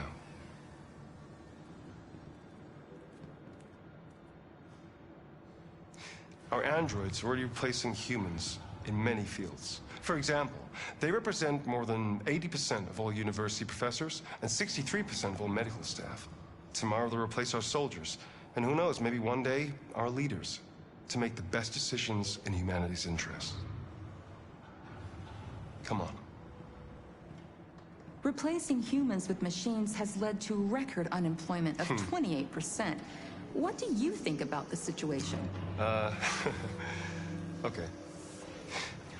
The first steam engines also caused an increase in unemployment. But no one today would imagine turning back the clock. Artificial intelligence makes everyday lives easier. Nothing can stop progress.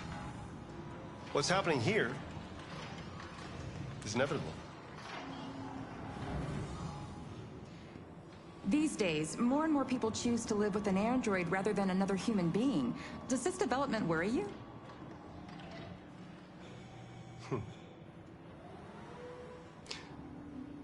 Everything's much easier with an android. They obey your orders without ever complaining. They can cook, discuss philosophy with you, have intimate relationships according to your desires. They never say no. Obviously, they are the perfect partner. Everyone deserves happiness. Why deprive yourself of so-called moral reasons when a machine can make you happy? Many science fiction books tell the story of how machines become more intelligent than us and end up confronting us. Aren't you worried about that possibility? I understand the irrational fears about artificial intelligence, but I assure you that will never happen with a CyberLife android. They're designed to obey humans. They're machines. They can't ever develop any sort of desires or form of consciousness. Are you sure? I'm absolutely certain. You can trust me.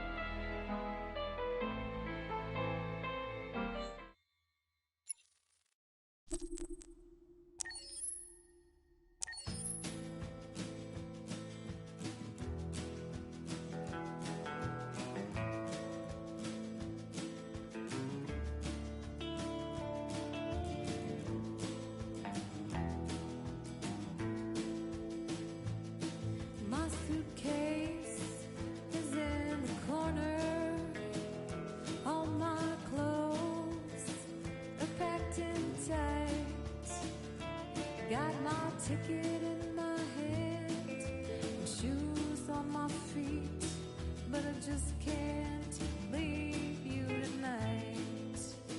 I got the can't leave my baby, no I can't leave my baby, can't leave my baby blues. I can't go even if I want to, even if I choose.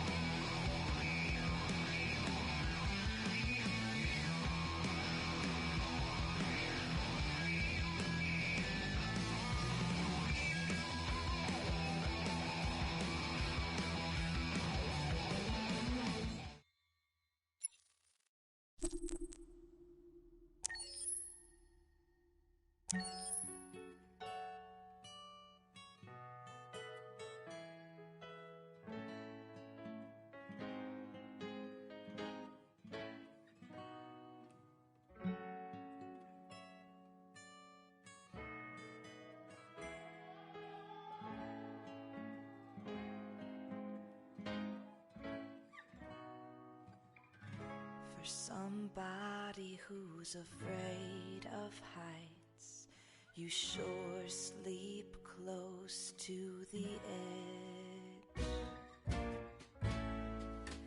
of your bed. For how long have you sacrificed your heart for your head? It only took me 7 moons before.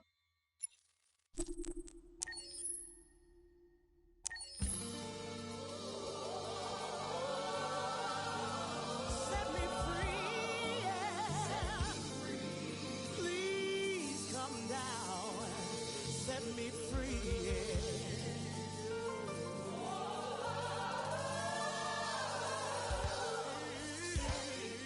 Please come down and set me free. Sitting here, waiting for the world to come to me.